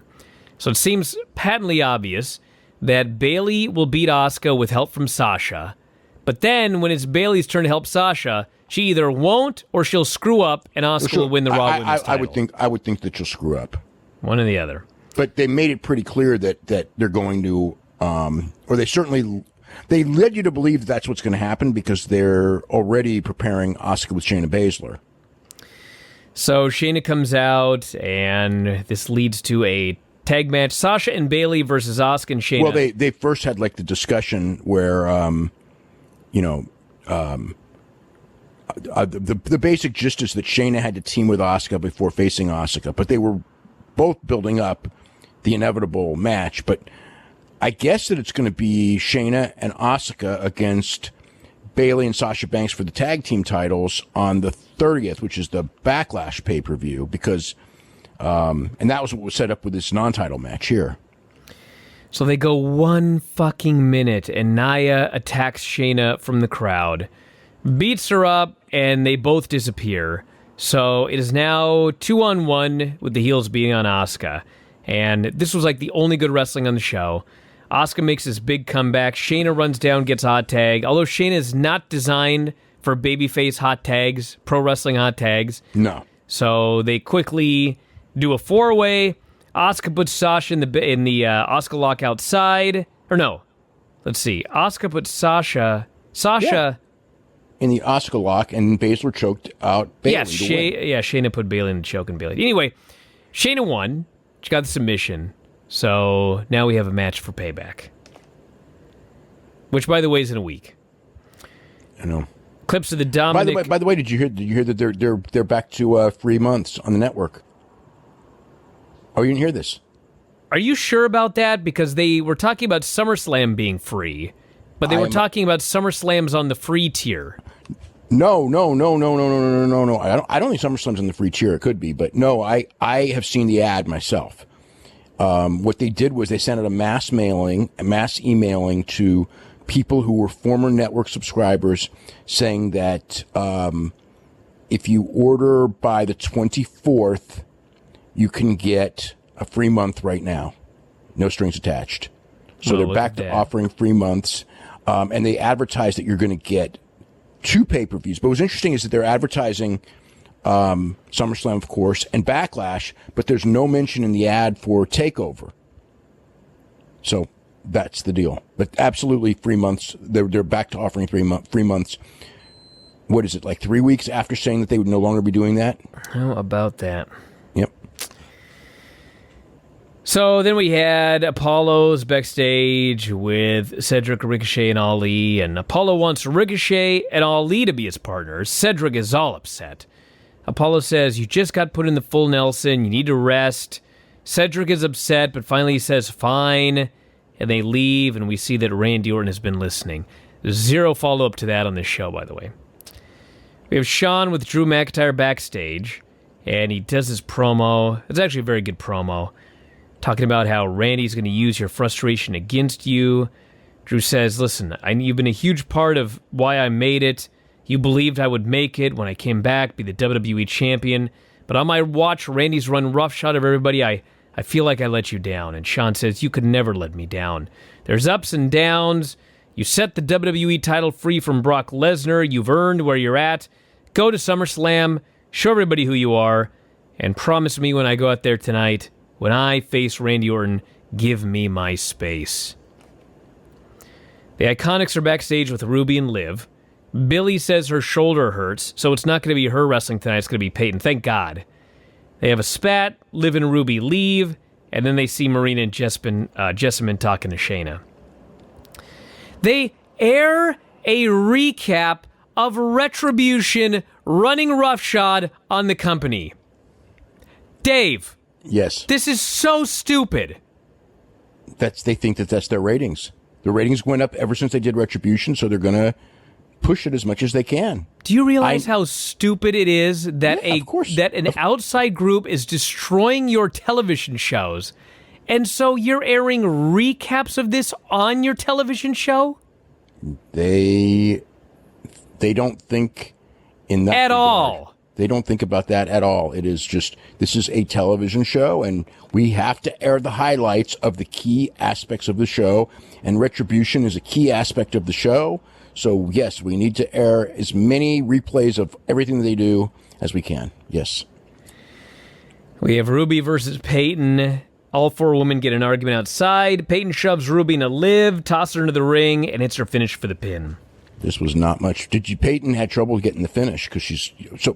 Peyton competed in a fitness contest on Saturday, so she's way down in weight. She was really, really light out there. So when she picked her up for that suplex, she got her, but it was definitely a struggle. So then, Liv has to act stupid and pretend that she thinks that Ruby hit her on purpose. Meanwhile, they're showing a replay of what happened, and when the replay is over, Liv is still upset at Ruby Riott, even though the replay made it obvious it was the heels that shoved them together. Okay, so in wrestling, the people involved never watch the replays. They are always It was ignorant. on the big screen there. I know. It's that's their unique rules. That even though we can see it and everyone can see it, it doesn't count because, that's the whole thing with misunderstandings. That even when we know it's a misunderstanding, and she can obviously see it's a misunderstanding, but she has to not react to it because then it would just be over and there'd be no misunderstanding. It's Raw Underground time. Viking Raider Eric versus some kid. There's 8 billion zooms and camera cuts. Eric is allegedly the winner. Ziggler says it was a 4 out of 10. Eric challenges him. They had the second best match on the show. Dolph thumbs his eye, chokes him out. Ivar then body checks him into the crowd. Shane is now booking matches. It will be Dolph Ziggler versus Ivar for next week's Raw Underground. Yeah, so they do 1 minute matches. Actually, all these matches are like 30, 40 seconds. The Dolph Ziggler minute with Eric was a good. It was a really good minute. I will say that. It was a minute. Ray and Dominic out for the best talking segment on the show. Ray says, I've been in pain since Extreme Rules, not only because of what Seth did to my eye, but what he did to my son. I had to witness him in agony, couldn't do anything. Made me feel a rage I've never felt before. I needed to be there to protect you, stop the beating, take that beating myself. I may not ever fully recover, but there is no doctor on this earth that will stop me from protecting my son. I will be in your corner, Dominic, at SummerSlam, and watch you kick his ass in a street fight. I fucking hate this. It's so dumb. It's a street fight with no rules. Ray's going to be standing in the corner not doing anything to this guy that took his eyeball out and caned his son half to death. Shouldn't he just jump right in that ring and they double team Seth and beat his ass? Shouldn't he have a gun? Anything. It's a no-holds-barred match. I don't even care about no holds barred. This guy took your eye out. You should at least have a knife or something. You know, Why did they have to say that he's in the corner? It just makes the whole thing dumb. Because Ray's a draw, and so we know that Ray's going to interfere in the match, and maybe that's the only way Dominic has a chance to win. Well, as a fan, if this dad doesn't interfere the moment that bell rings or before, then he's a shitty father. He's not. You know, he's not interfering until the end of the match. Well, that's stupid. Shouldn't have been a no-holds-barred match then. Why is this so hard? It's stupid that he showed up after what happened to his son without a baseball bat. Okay? Do you see what happened to his son? Are you kidding me? Are you kidding me? Like, come on. Okay. If you're going to shoot an angle that severe, and that was severe, when Ray comes back, he can't be just sitting there doing a promo. He's got to be doing a whole lot more than that. But this is pro wrestling, and this is how we do it. And that's the whole thing. It's like they do these intense angles, but then they treat them like the stupid, like any other angle. Every angle is like, whatever. So Seth and Murphy do this long-ass promo on the big screen. Then Seth says, "Don't you move an inch." They come out for another promo, but Ray and Dominic leave the ring. Ray distracts. Dominic gets the kendo sticks, and they beat the hell out of the heels. Although, to be fair, I mean, they were way nicer to them than Seth was to Dominic. Just a bunch of nice and easy cane shots. Dominic got destroyed. That was heels bad go running, stuff. and that was that. He must have been hurting something fierce with all those. Yeah, this was taped right afterwards. This poor guy's out there right after taking that beating. No. This wasn't taped the same. This was taped. Let me think about this. They taped. Did they go Monday live that week? This was taped. Because this show that we watched tonight was taped on Thursday, so it was a couple days later. MVP's meeting with Cedric. He's trying to recruit him since his other friends turned him down. And after he leaves, Cedric is even more frustrated. We have Riddick Moss and Arturo Huas. They battle. Arturo puts him in a heel hook. They both roll outside. They start beating the shit out of fans. And it just ended. And then Shane says, "Hey, that was great, you guys. That was sick. Who's next?" That's the end of that. Yeah, so now we know. Now we don't even. Now in our shoot fights, we don't even have to have finishes. Nah, just fight a lot and make Shane happy, and that's what Raw Underground's all about. Yeah. Ricochet, Mustafa, and Apollo versus the Hurt Business in an elimination match now. So, Ali lasted 90 seconds. Lashley kills him and pins him with the Dominator. Way to make a new star. Ricochet makes it 30 seconds. They gave up on Ali in week 2. Shelton with the pay dirt pins Ricochet. Apollo's all by himself. He pins Shelton in 30 seconds. I'm not even making these times up. Cedric then runs out. He pins Shelton, wins the 24/7 title. They go to commercial. They come back. MVP misses the kick in the corner. Apollo powerbombs him and pins him. So it comes down to Lashley versus Apollo. Couple spots. Lashley spears him, pins him in the middle of the ring. But MVP is the one who's getting the title shot at SummerSlam. Mm-hmm. Yeah. Yeah. I mean, dude, you couldn't have Lashley spear him and then let MVP get the pin. No, because they wanted Apollo to come back from the 3-1 deficit, win twice, and then lose. Now, normally, logic would say he would pin Shelton, and then he would pin Lashley, and then MVP would pin him, which would make perfect sense. But since they're so adamant about protecting Lashley, and they still consider MVP like a manager, then they did it this way. The only problem is that MVP is getting the match at SummerSlam, so now it makes no sense whatsoever. I mean, I wasn't surprised they did it, but it's like it just makes no sense that they did it that way. So then Cedric, who was told not to wrestle because he got beat up and he's not 100%, all of a sudden he's in the ring for a match with Akira Tozawa for the 24/7 title. And Tozawa calls for the ninjas. Cedric beats up ninjas. Then he hits the kick and the lumbar check for the pin. Shelton then hits the ring, lays him out with his finish. Shelton wins the title. The fans boo, even though this is totally legal under 24/7 rules. And that's the segment. Way to go, Cedric. Yeah. Got Ivar versus Dolph next week. Marina faces some woman, kills her. Nia then attacks Marina from behind. Shayna and Nia get into a fight. Nia bails and runs away. Nia kicked Jessamine too, and then Shayna jumped in. Yes. At that point, and then Nia left, which I guess, that's how they booked it. And then they explained in Fight Club you're not allowed to leave, but she left. And isn't not she allowed to leave? That's what they said. Well, she just left. I know, but she's also suspended, so how could she be there in the first place? Well, it's not WWE, it's the Underground.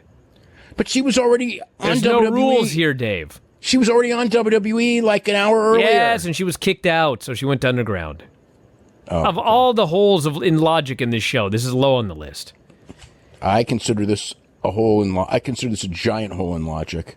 That you're suspended, but you're on the show twice. Well, she was suspended, and the first time, they immediately kicked her out because she wasn't supposed to be there. She snuck in. Maybe she arranged retribution. Anyone thought about that? Maybe it's Nia Jax behind all of this. There are women involved. We know that. Yeah, Santana Garrett. Yeah. So then we have Montez versus Andrade. I'm dying at the commentary. Tom Phillips says, Montez clearly not 100%. Montez is doing all these flip dives. He's wrestling the same way he always does. Joe says, he looks 100% to me. Tom says, Joe, if you're poisoned, you're not fine 2 weeks later. I'm like, dude, what are you talking about? We don't know what kind of poison it was. Like, some poison, you'll die immediately. I've gotten food poisoning, been totally fine 24 hours later. We don't know anything about this poison. So he's doing all these flips and flying around. And then finally Tom Phillips goes, well, he appears to be 100% physically, but mentally, this may still be weighing on him. I'm like, there's no evidence of mentally either. He's doing all of his moves, flipping, flying around. Didn't he, win the match? He wins the match when Bianca attacks Zelina, or Zelina attacks... None of this is DQ, by the way. Montez pins Andrade. He dances. He does his dance on the ramp. I mean, you can't be more 100% than Montez Ford here. So he's I don't know what the point of poisoning the guy was. And he got his revenge a week before the pay-per-view. Yeah. He did get his revenge, didn't he? What? I know, and he beat... What is happening? What part of this show did you like? Drew McIntyre's interviews. That was 10 minutes on this show, and it was 3 hours long. I like that. I liked the pacing of the show. The pacing? Every match going a minute, and then someone ran in? Well, at least it wasn't boring. They kept doing stuff. I thought for a show to keep the audience, I thought that they did okay. I thought Shawn Michaels was good. You know what else? Those Russo shows in 2000, they also weren't boring. That's barely a positive. Well, but some of the Russo shows were boring as shit. Are you kidding me? I watched those TNA shows. I just watched them 2 years ago. Well, the TNA show, I'm talking about WCW. They sucked. They sucked at a completely different level. I mean, they were like, I would watch those shows and go, they're going to run people off. I watched the show tonight and it's like, it's like... Dave, we're at all-time record lows. What do you mean they haven't run people off? No, you're trying to... I am not defending the last 6 months of this thing. The last 6 months of this thing have been terrible, without a doubt. I'm just saying, this show tonight, I mean, they may get killed by the convention. I mean, it wouldn't shock me and that's out of their control. But I didn't think watching it like this show's going to do. It may do a real bad rating because of the convention, but it was not like a couple weeks ago where I would watch a show and go okay, they're doing a record low rating for this for sure. I did not have that feeling watching the show. I thought that it was done in a way where, people would stick with it. They'd want to see Shawn Michaels, as much as possible. The Fight Club stuff is still... That's another one. The main event tonight. A guy whose peak was in the late 90s. What? I guess you could say that Shawn's peak was a little bit later than that, but... I mean, his first peak was the beginning of the Attitude Era. He didn't even make it past 98. He got hurt in 98. Early 98, yes. Yes. Yeah, but he had to come back out. No, but I mean, look, they that's their whole thing when they, I mean, how many different guys have they brought back? Ric Flair, Edge, Did Christian. you see the list of stuff they're putting on Peacock, Dave? Yeah, all the guys that aren't There's wrestling now. one thing from the 2010s, which was Team Hell No. Everything else. Brock Lesnar. Dude, Brock Lesnar debuted in 2002. No, but the stuff that they're putting on the Peacock is the second run, not the first run. Well, they got that. So, dude, they're doing Brock Lesnar. 95% of that stuff is everybody from back in the day. Oh, well, no shit. How many times have I written about this? I write about it constantly. Like they do like a new marketing deal, and every single person that they're marketing is not on the show.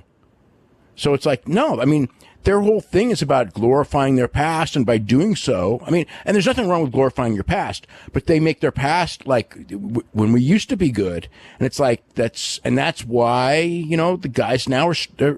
There's this roster has a lot of talent, but they're struggling because they're booked like shit. They do not know how to book to save their lives. They do not know how to make a star.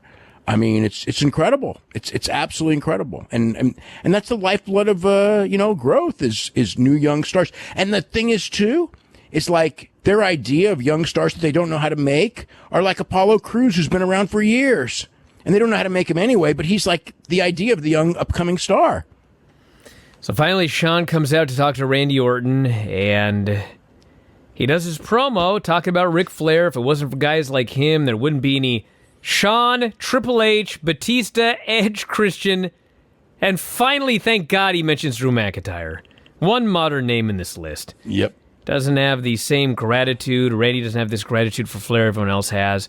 He says at SummerSlam, either via Sweet Chin Music or Claymore, you're not going to see it coming. I'm like, SummerSlam? You're going to be there in the match? That's news to me. What is he talking about? Maybe he's going to do a super kick to get revenge. So his music hits, he goes to leave, Randy sneaks in, gives him the RKO, punts him to death. But he's not dead. He gets to his knee, starts crawling to the corner. Drew hits the ring. Randy flees.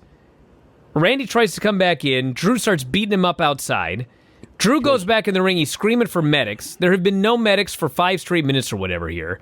And then finally Randy sneaks in, gives him the RKO, lays out Drew McIntyre, and the show goes off the air. I thought that the finish of last week's show would have been a better go-home finish than You're this one. You're telling me. Because this one, I don't know. I mean, it's fine. It's all right. You go off with Randy Orton having laid out Drew, and Drew was a compelling character. Randy Orton was a compelling character. The main event was built up as something good. So, I mean, that's the one thing. I will say the build-up to the tag team title match was pretty bad. It was pretty darn bad. I mean, for a million different reasons. Let's talk about this show. So they announced Asuka and Sasha in a lumberjack match for the Raw title, which is not even the main event, by the way. Lashley, Apollo arm wrestling. Did you see that match? Well, and the finish? You're absolutely right. The Ray Dominic Seth Murphy main event was actually awesome, except for what they did at the very end of the show. But the match itself was really fun. Well, it's Ray. Ray's great. But what a finish.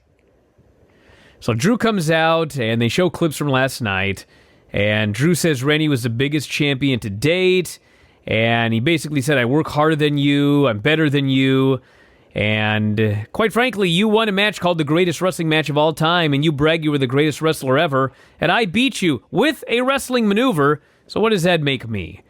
He says, I'm looking forward to a new challenger, but I know that Randy isn't going to let me go, so Randy, if you want another shot, I'm willing to do it again. So he celebrates. Did that make any sense at all? Well, he knows the booking. He's like, dude, they're going to give this guy a rematch, so what the hell? May as well just invite him down here. Well, at least by the end of the show, they did heat it up and gave you a good, a really good reason for a rematch. And then they're having a pay-per-view without the match. So he leaves, and like a complete idiot, he's got his back to the ramp, and Randy Orton runs out. He attacks him. They brawl backstage. Randy Orton gives him the punt. Drew pulls the old Shawn Michaels. He starts getting to his knees and stumbling up. Randy gives him a second punt, and Drew McIntyre is down and out for, 45 minutes. Yeah, that first kick missed so bad.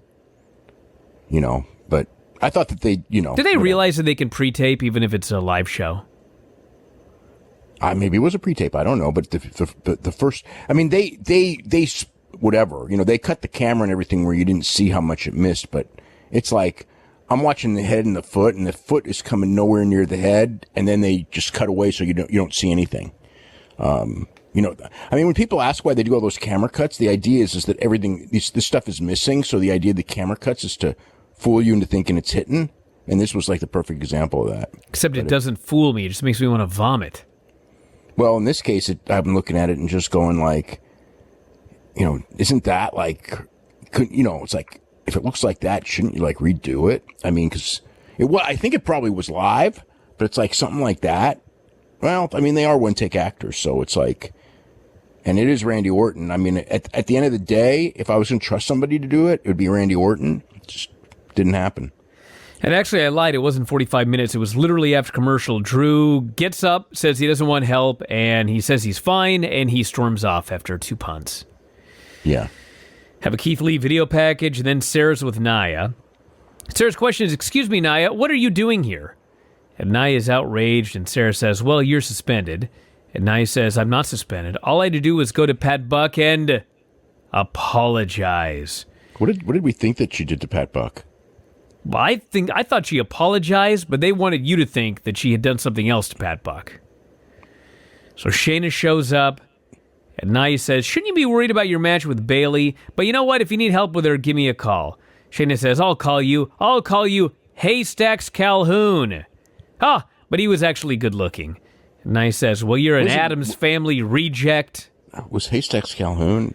Oh, so I guess that there's people who know the name Haystacks Calhoun, especially people who are 55 years old, which is like half of their audience. Their audience, I think, would probably know who Haystacks Calhoun is, but, a younger audience, which they don't have, would have no idea what she was talking about.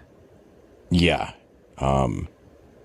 So Haystacks Calhoun was like 600 pounds, in theory. It's probably a little bit less, but whatever. He was very big. Yeah, he was. If you watch like NFL and stuff, and the older announcers, when there's some wrestling reference, they rarely say Hulk Hogan. They usually say Haystacks Calhoun or Argentina Rocca or someone from that generation because they're really old announcers. And but aside from that, like you never hear the name Haystacks Calhoun anywhere anymore. So we have a Bayley versus Shayna match. Nia comes out to watch. Shayna works her over for a while, and then Bayley jumps Sasha from behind for the heat. And literally, the announcers are still playing the same game. They say, once again, Sasha has Bayley's back, but Bayley did not have Sasha's back last night. That was the storyline, and it's like, but that didn't happen. I know, I'm sick of it. So Nia then comes down. She just yanks Shayna out of the ring for the DQ. Shayna and Nia get into a brawl. Sasha and Bayley are laughing. So Nia and Shayna stop brawling, and they stalk them, and Bayley and Sasha run up the ramp. So this was like 2 weeks worth of angles in like 5 minutes. Kevin? Well, they needed to rush it to get that match, but why would you? At least okay, Asuka and Shayna Baszler won the non-title match, right? They did. So why would you replace Asuka with Nia Jax? In what universe does that make for a better match? I don't know. Maybe does it make for a more attractive match? Does it make for a, you know what I mean? There's like nothing. Well, the only thing I can think is they're winning. Oh, what? Which I pray that they don't. Baszler and Nia Jax are going to win the tag team titles? I hope not, but maybe that was the idea. They didn't want Shayna. They didn't want Asuka Shayna and Asuka stuck together as a tag team. Asuka 2 belts? Yeah, I guess. So we have so Kevin that Owens. means I hope that they don't, because that means that they're going to be on like at least 2 shows. I got nothing against Shayna Baszler on 2 shows, but I don't know. It's kind of overexposure. It works with Bayley and Sasha Banks because they're really good, and they're entertaining as a duo together. Yeah, great time to break them up. Well, I can't imagine they're going to take the titles off of them. I mean, I can because anything's possible, but that would be as hideous decisions go, that would be high on the list. Kevin Owens show, he calls out Aleister Black. Aleister comes out, he's got a bandage over his eye, he's all depressed. Kevin says, how's your eye doing? Aleister says, well, let's show them the footage. Kevin says, well, I think we all saw it, we don't need to see the footage. And Aleister goes, show them the footage. So they show the footage, they go back to Kevin, and he says, well, I understand. Seth and his disciples, they made me question why I'm here. You can ask Ray, you can ask Dominic. I've done some terrible things, but I've tried to take a different path. Seth Rollins is not like that.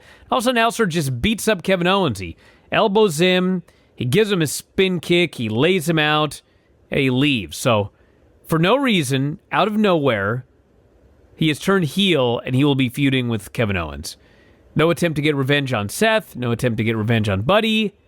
He's just a bad guy now. Yep, that's how it went.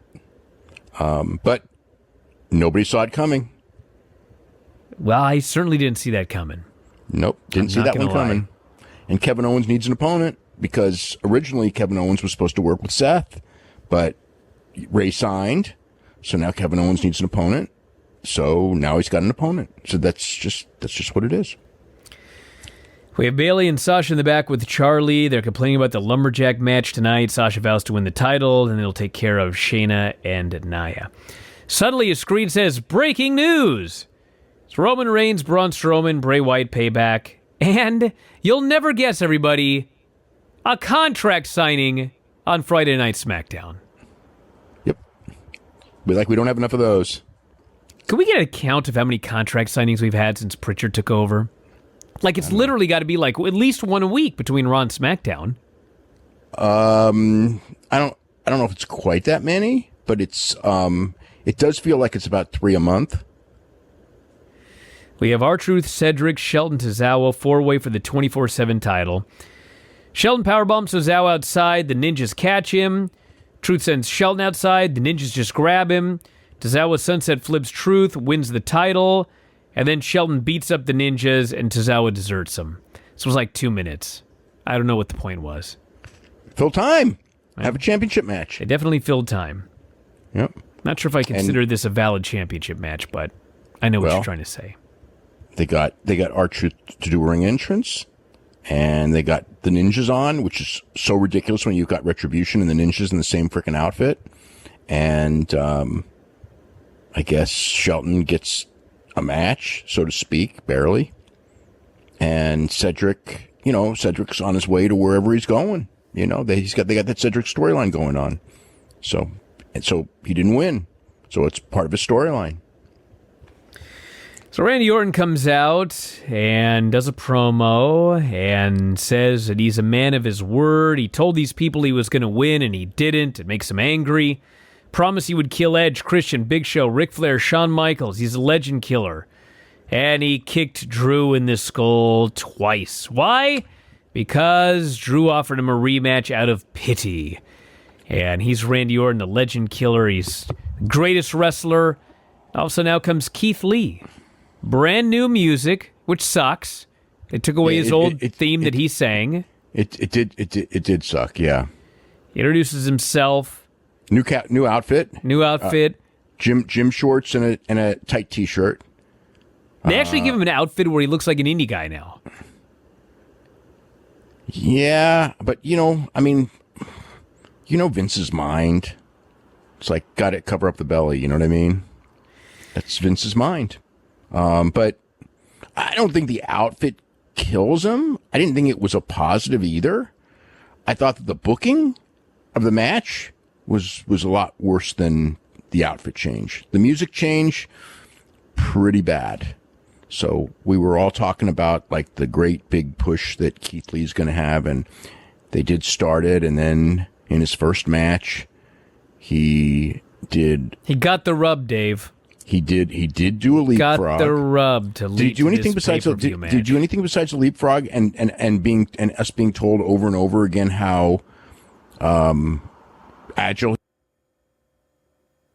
Oh, we had a great streak, and then Dave dropped. Stand by. All right, Dave's back here.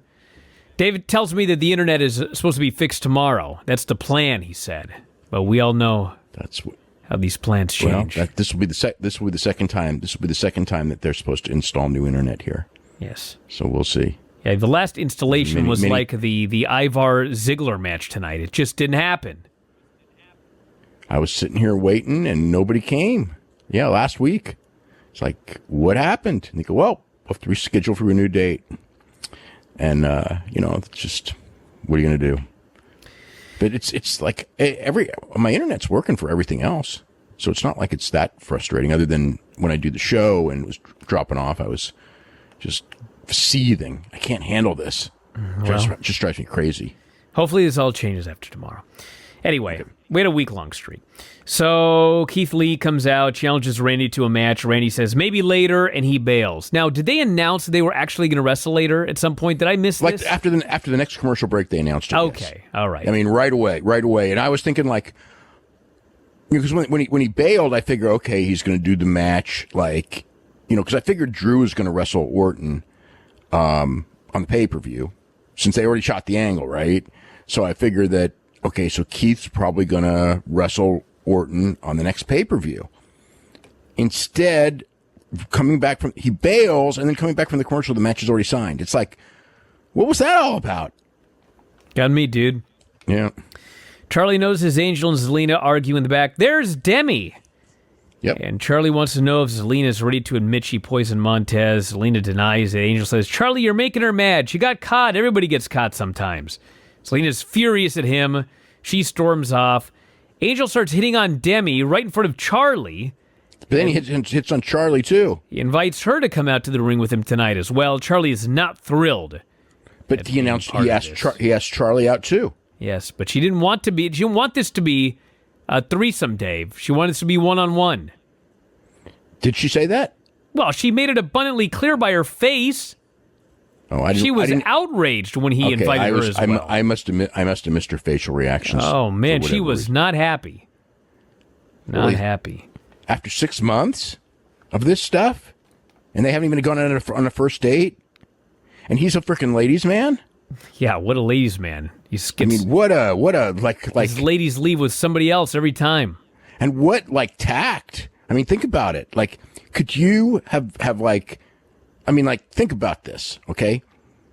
Could you have, maneuvered that situation any worse? Well, he's such a Lothario, Dave, that he thought that he could pull this off.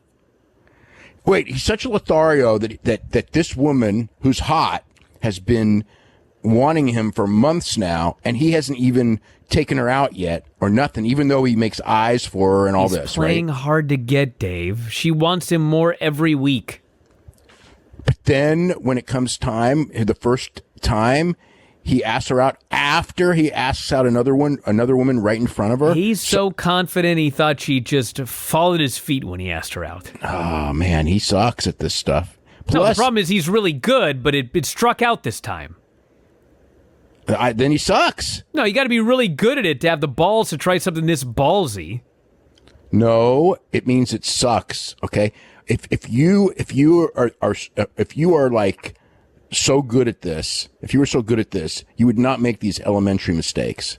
My point is, he probably does this all the time, and the women always say yes, and so he figured the same thing would happen here. But Charlie was like, "Wait a second, I don't want this to be two of us and you. Come on."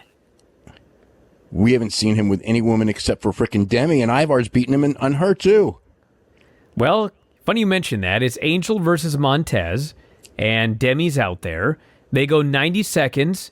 Out comes Ivar with a turkey leg for Demi. He says, "Hey, you want to get out of here with me?" She goes, "Sure." So another 18-34, history on the show. They fight up top. Montez bumps him off. Helicopter frog splash gets the pin. What's Demi doing here every week? I don't know. They don't even push The Bachelor. No, they mentioned it tonight. Barely, but it's not like they push it. Yeah, they mention it, but I have no idea what she's like.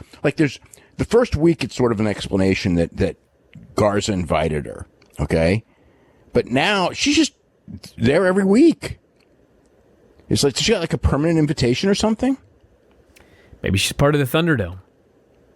She comes with the arena? Yeah. part of the set. I don't know. Okay. Well, it's a better answer than they gave me. Maybe she's on the ring crew. She's not on the ring crew. Come on. Why? Why? It was described to me that on The Bachelor, she's the female Stone Cold Steve Austin. You don't think she can put a ring together? I'll bet you she could. I'll bet you she could put a ring better than Angel Garza could. I would bet you're wrong on that. I bet you Angel Garza's been in the wrestling business since he was probably like 5 years old or 3 years old. Yeah, so he's probably never on the ring crew. His grandfather was a wrestler. His father was a wrestler. His uncles were, or two of his uncles were wrestlers. I'm sure that he was on the ring crew in Monterey before he ever wrestled.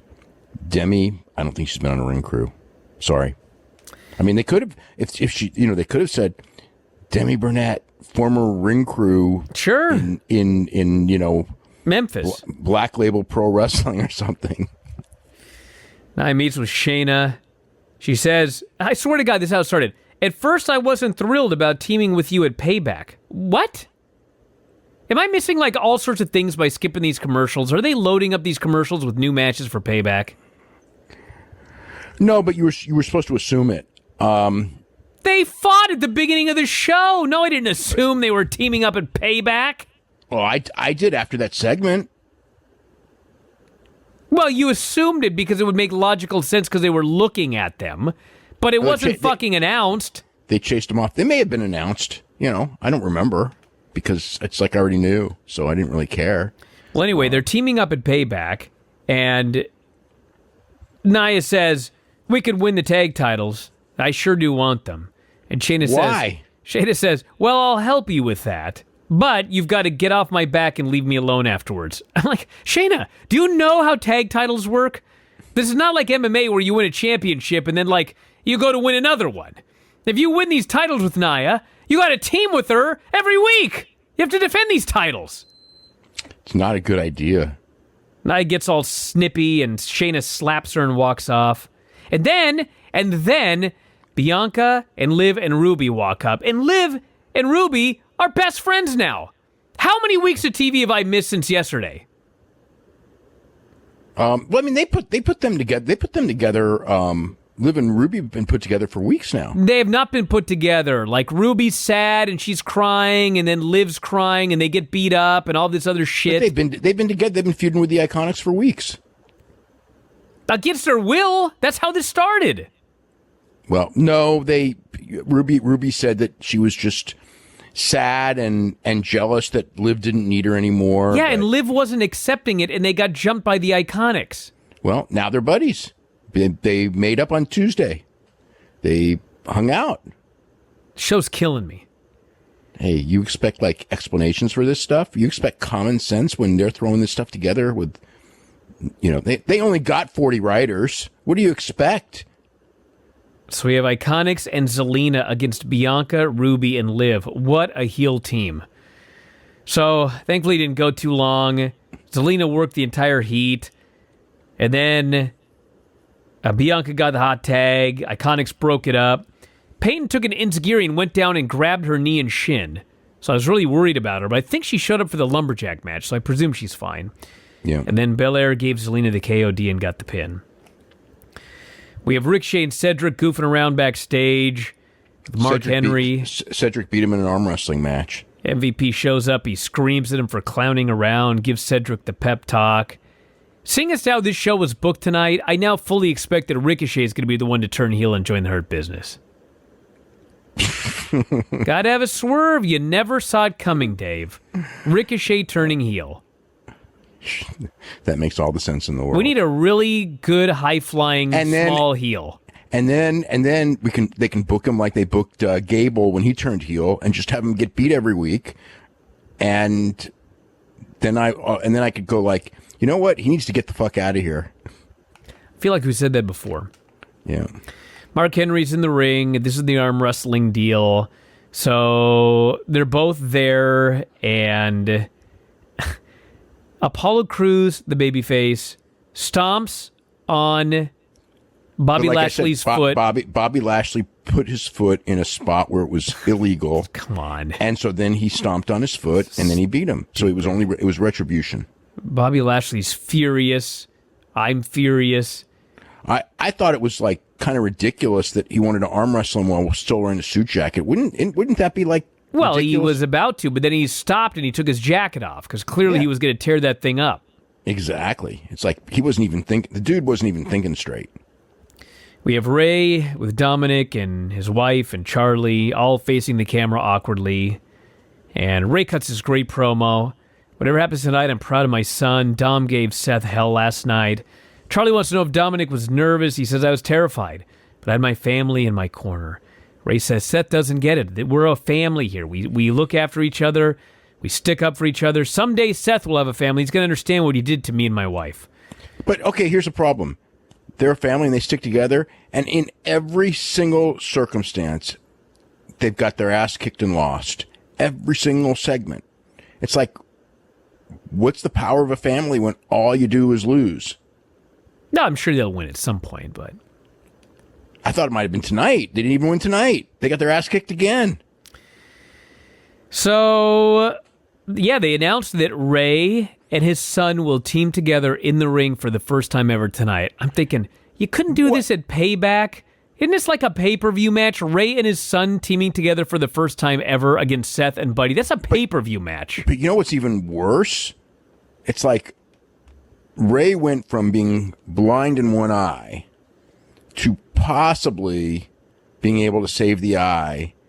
Okay, and it's like weeks later, he's already wrestling in a match, and they don't even talk about like, oh, you know, like some medical procedure. It's like he's fine. It's like, what? Once he signed that contract, his eye magically healed.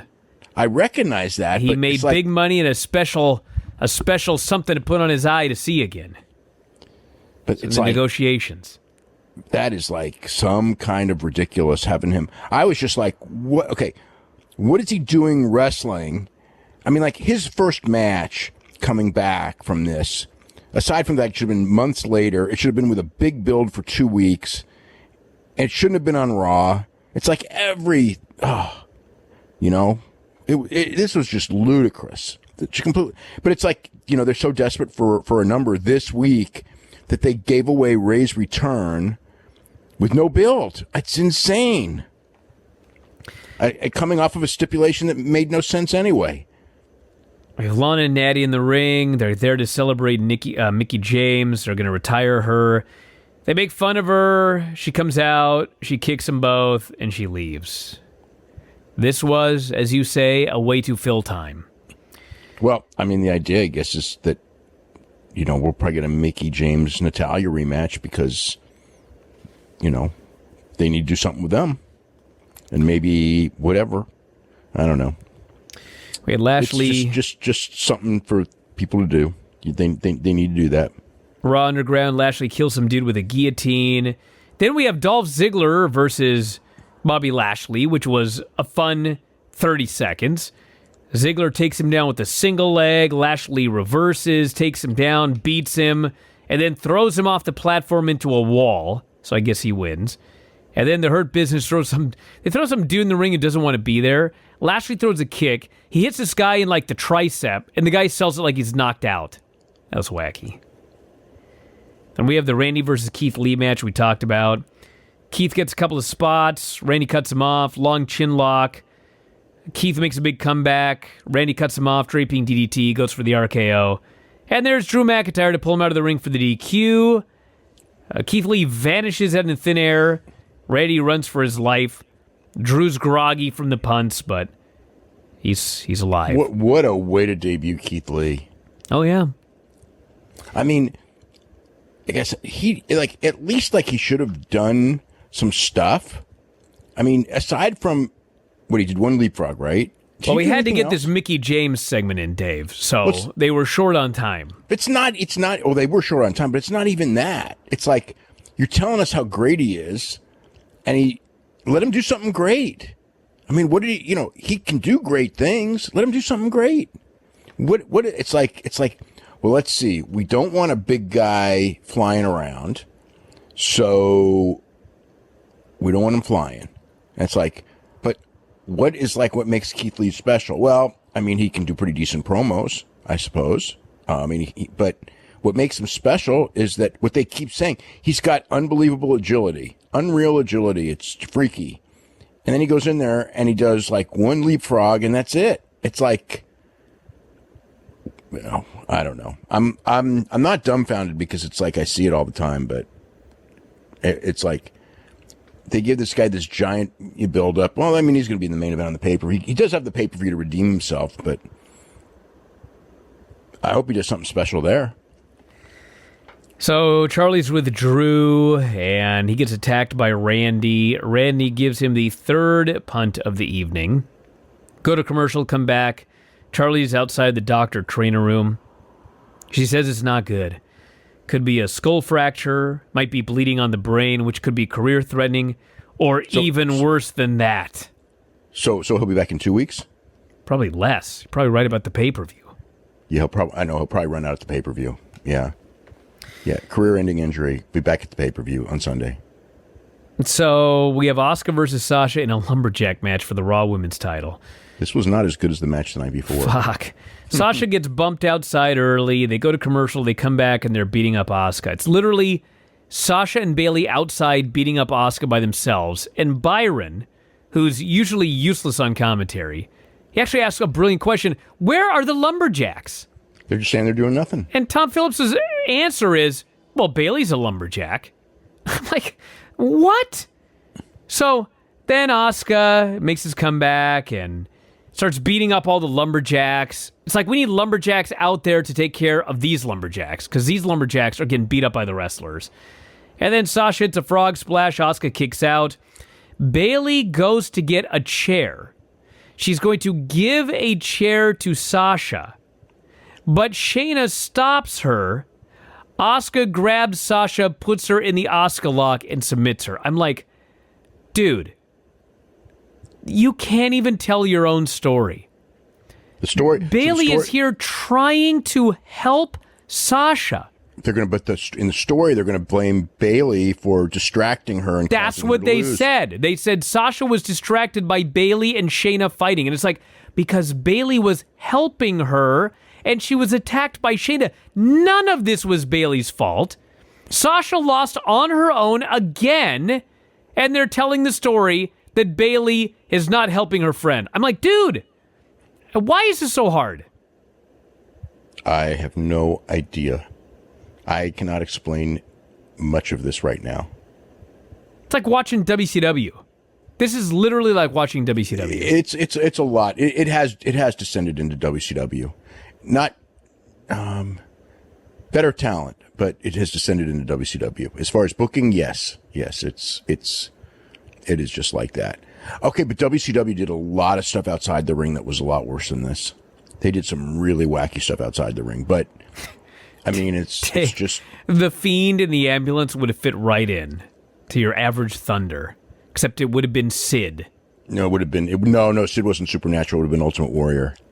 Yeah, whatever. They did the same stuff with Warrior, actually, with the mirror and... Yep. The Fiend and Ultimate Warrior are the same person.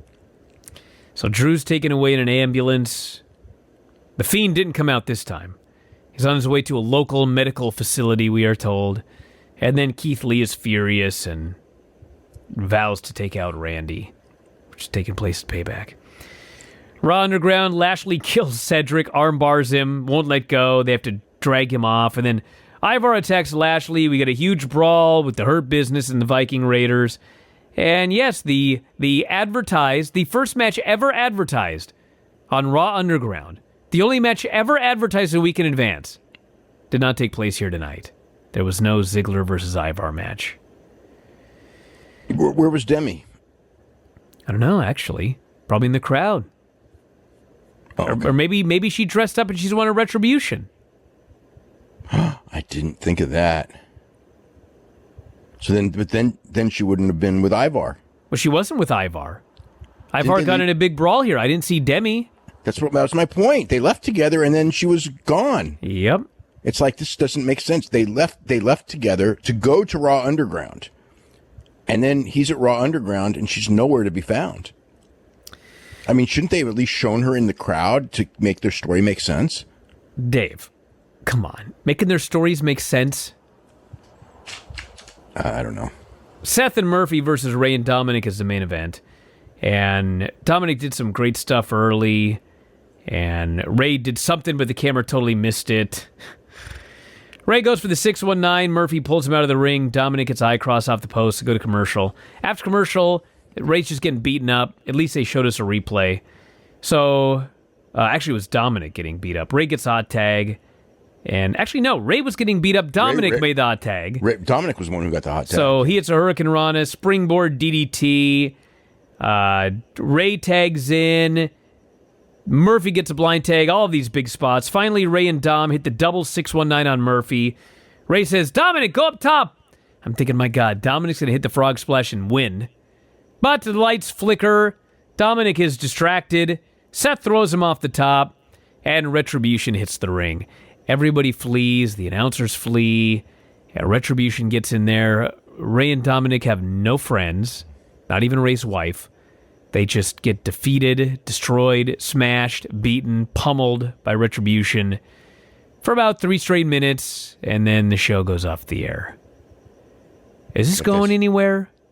Well, I'm sure it's going somewhere, but it's poor Ray. They're spending millions on this guy, and this is how they book him. Well, luckily for them, they've got billions. True. That's Raw, everybody. That is Raw. We got NXT. Yes. I wonder. I keep thinking that, like, the rating, because of, I mean, I guess it will probably be good this week for all those reasons, but I wasn't too keen on this show helping next week's rating at all. As I'm watching, I'm going like, yeah, it looks a little bit better, but it's really not a better show. I mean, like, that's the whole thing. When I watch it, unlike you, I really like the Thunderdome. I like the life that it brings to the show. I don't mind the fake cheering. I can watch the matches and I can see the lights and the human beings, and it feels like I'm watching a show with people there. But it's still the show. The show sucks. The show is a terribly booked show. Well, I was actually enjoying the show for about I would say 90 minutes, just because there was a lot of stuff going on. But by the end, it was just like, this stuff is not making sense at all.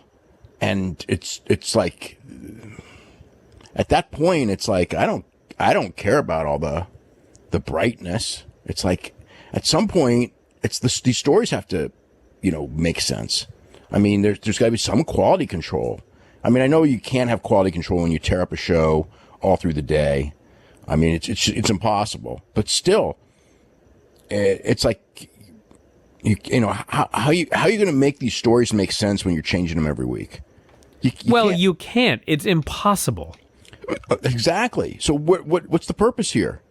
I don't know. I cannot answer any of these questions.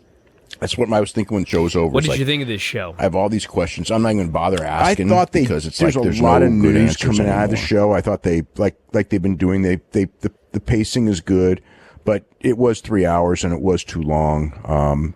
And there were no great matches either.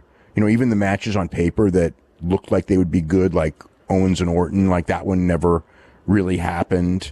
And the 3-way at the end was fine, but it was nothing great. It was just fine. So I don't remember any memorable promos. There was just a lot of stuff that happened. So in that sense, I wasn't bored, but in hour 3, I felt like I usually do in hour 3 that it's gone long enough, and it's not that great either. We had a Bullet Bob graphic to open up the show, and then Randy Orton comes out. Tom Phillips says Drew McIntyre has a hairline jaw fracture, so he went from a fractured skull and potential bleeding on the brain to a hairline fracture of his jaw. Hairline fractures, barely broken. Yeah. So they say he lucked out. They presume he's going to be back by Clash of Champions. He'll have to defend his title because it's the one night every year that every title is on the line. And so the way I look at it, the injury is like an excuse for him to lose the title and save face. Yeah, you could do that. I figure Randy's winning. I don't see Randy losing 2 pay-per-views in a row. No, I figure Randy's winning too. I mean, I don't know. 3 in a row, actually, that would be for Randy. Yeah. He didn't win the title at SummerSlam. He lost to Keith Lee at Payback. I mean, there's no way he's losing 3 times in a row. Well, he won this match, and this was. But I'm talking match. on pay-per-view. Yeah, SummerSlam, Payback. That's 2 in a row that he lost. Yeah, I don't think that they. I don't think that they look at people's win-loss records, but they do when it's Randy Orton. Are you kidding me? But when Keith Lee beat him, I mean, at that moment I was like, okay, Randy's winning the title, and this is to set up Keith Lee getting. Now, I will say this in that match, the one thing I would not have done is have Randy Orton hit that RKO on Keith Lee, because essentially, in people's minds, he could have pinned either one, because nobody kicks out of the RKO, or hardly ever. He could have beaten Rollins. Keith Lee could have done a finisher on Rollins, and Randy could have, snuck in and done the thing. He didn't have to hit the RKO. It was almost like they did it because he, in their minds, had to get the win back. But if Randy's going to win the championship, he didn't need to get any kind of a solid offensive look good. I can beat him back on Keith Lee. In fact, he should not. That would be the one thing you would not do if you're thinking long term.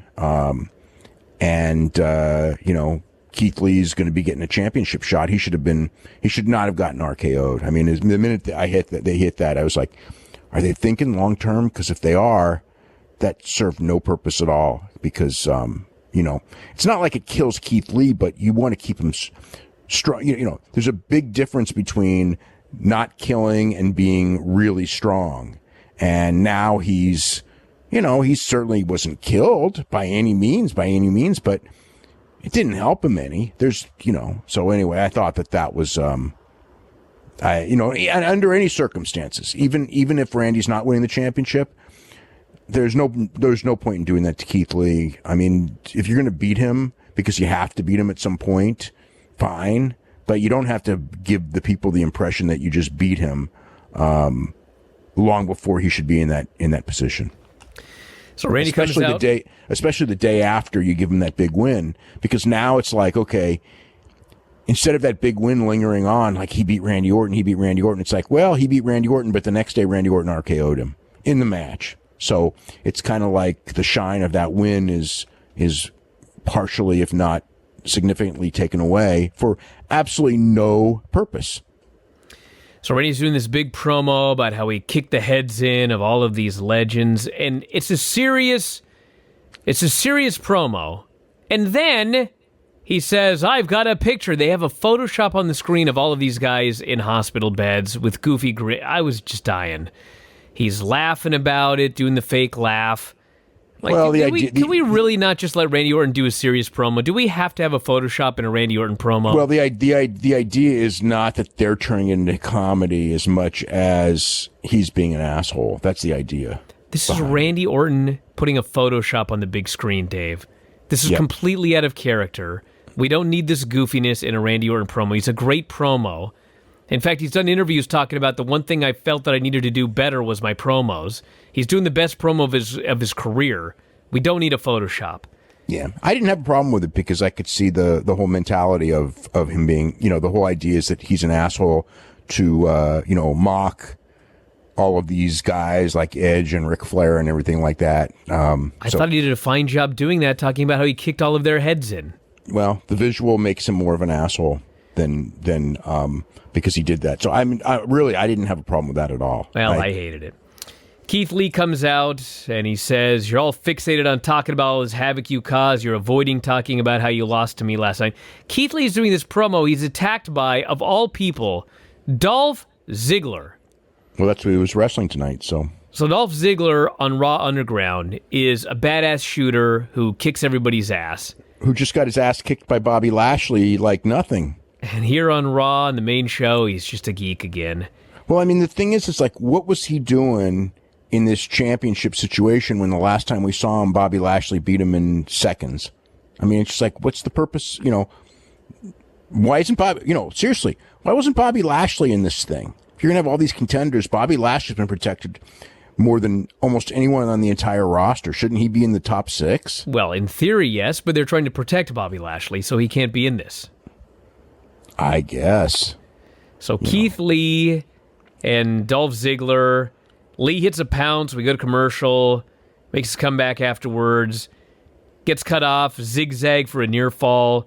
Dolph goes for the super kick. Keith Lee catches him. Spirit bomb. 1, 2, 3. They had to go 50-50. I don't know why. He should have just destroyed Dolph Ziggler. But well, he didn't need to destroy him, but he did need. He needed a dominant win, Dave, and he didn't get it here. He went 50-50 with Dolph. Yeah, well, he could sell some for Dolph. That didn't bother me as much as he needed to do some really cool stuff. And aside from that 1 pounce, which was good because Dolph took a great bump for it, I didn't really see anything like, we're trying to make him something special. And again, he's not doing, he needs to do like 3 special things. That's what they should do, and he was You're right, but you're also saying that you want Keith Lee to be special, but it's okay for him to sell for Dolph Ziggler. Nobody sees Dolph Ziggler as anything. Nobody. But you can do it. You can do a match. There's nothing wrong with doing a match. I mean, I'm not saying sell. They can do 80%. a match in 3 months, but his first night on Raw in a match, he should destroy this dude. He just came off beating Randy Orton. As long as he gets 70% of the offense, he can sell some to make it a match. Because you could do a 3-minute match and you can do a 7-minute match. But if you do a 7-minute match, and I think they did, what was the match? It was longer than that, I think, right? Well, my point is they should have done a 3-minute match. Randy Orton and Kevin Owens got 15 seconds, and Keith Lee had to go back and forth with Dolph Ziggler. Well, that was part of the story. I think that's one of the reasons is that the story is that Randy Orton came in with his big advantage because he didn't have to do a match, whereas Seth Rollins and Keith Lee had to do a real match. So that was part of the story. If he went in, then you wouldn't have that same story of how Randy Orton, had this huge advantage in the last match because of the fact that those 2 guys had to do real matches and he didn't have to. So that's part of it. I don't got a problem with him selling, but he needs to look real. Everybody sells for a little while. If he's selling 80%, no. That's one of the problems with this promotion. There's nothing wrong with selling a little bit in a match. There's nothing wrong with not, but when you're Keith Lee and you just debuted, you don't need to go 50-50 with Dolph Ziggler. No. Of course not 50-50, but you can sell. You can absolutely sell. The idea that you can't sell, that you can't get over while selling some, if you squash somebody, I think part of it is you want to, the whole thing is you want to beat someone. You want to make the guy look like he's something. If you just go walk in there and squash him, you can do it. And Dolph Ziggler doesn't need to be protected because they've pretty much, Bobby Lashley just did beat him in a real quick match. But if you want to, get a little match and get some time, a 7-minute squash gets really boring. So you need to have some give and take. But he needs to shine in a way where he does stuff that nobody else can do, which is the whole calling card of him.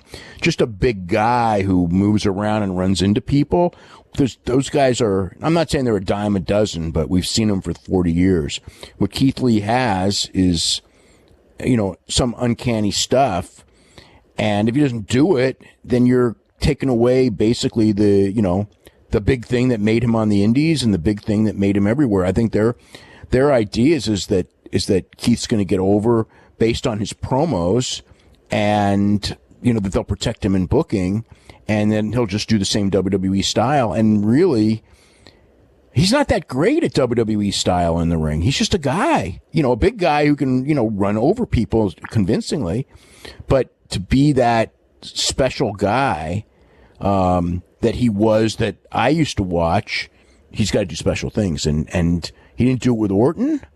He didn't do it in he didn't do it with the Orton match last night either, the second Orton match. And he really didn't do it in either of the matches tonight.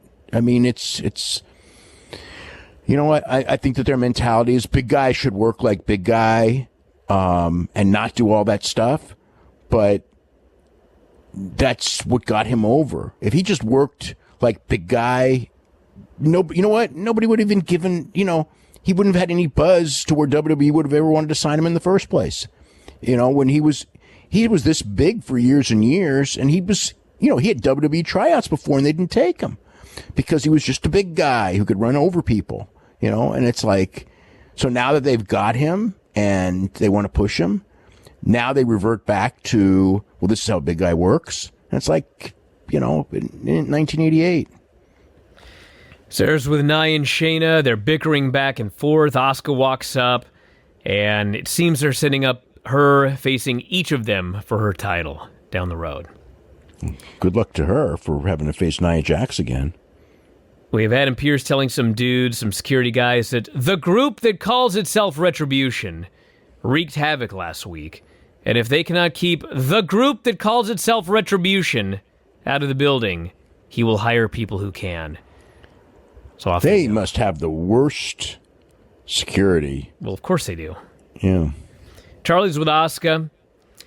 She wants to know who Asuka thinks is most deserving. Asuka laughs, says she's beaten everybody. Bayley, Becky, Nia, Ruby, Sasha, doesn't matter who. She's ready for anything. You know she didn't say? Charlotte Flair. Well, Charlotte's gone for a long time. Yeah, well, that's why. Yeah. Apparently Charlotte's gone for a long time, yeah. So Mickie James, of all people, comes out, and she talks about being a 6-time women's champion. Her last singles win in WWE was December of 2018. Yeah. And Natty beat her, by the way, a week ago. Yeah. So Natty and Lana come out. They make fun of Mickey's age. They're all bickering. Asuka challenges them. A big brawl breaks out, which leads to a match in a moment. We have the Viking Raiders and Cedric acting goofy backstage. Demi's back. She shows up. She's been around every week. She's a regular character on the show. I don't know what she... We have no idea why. They've never explained it. She just shows up. She kisses Ivar. They all walk up, and Angel shows up with a rose, but Demi's already gone. What a payoff we got for this, by the way, tonight. We have Lana versus Mickie with Asuka on commentary, but her mic is turned off. I guess they can blame Retribution.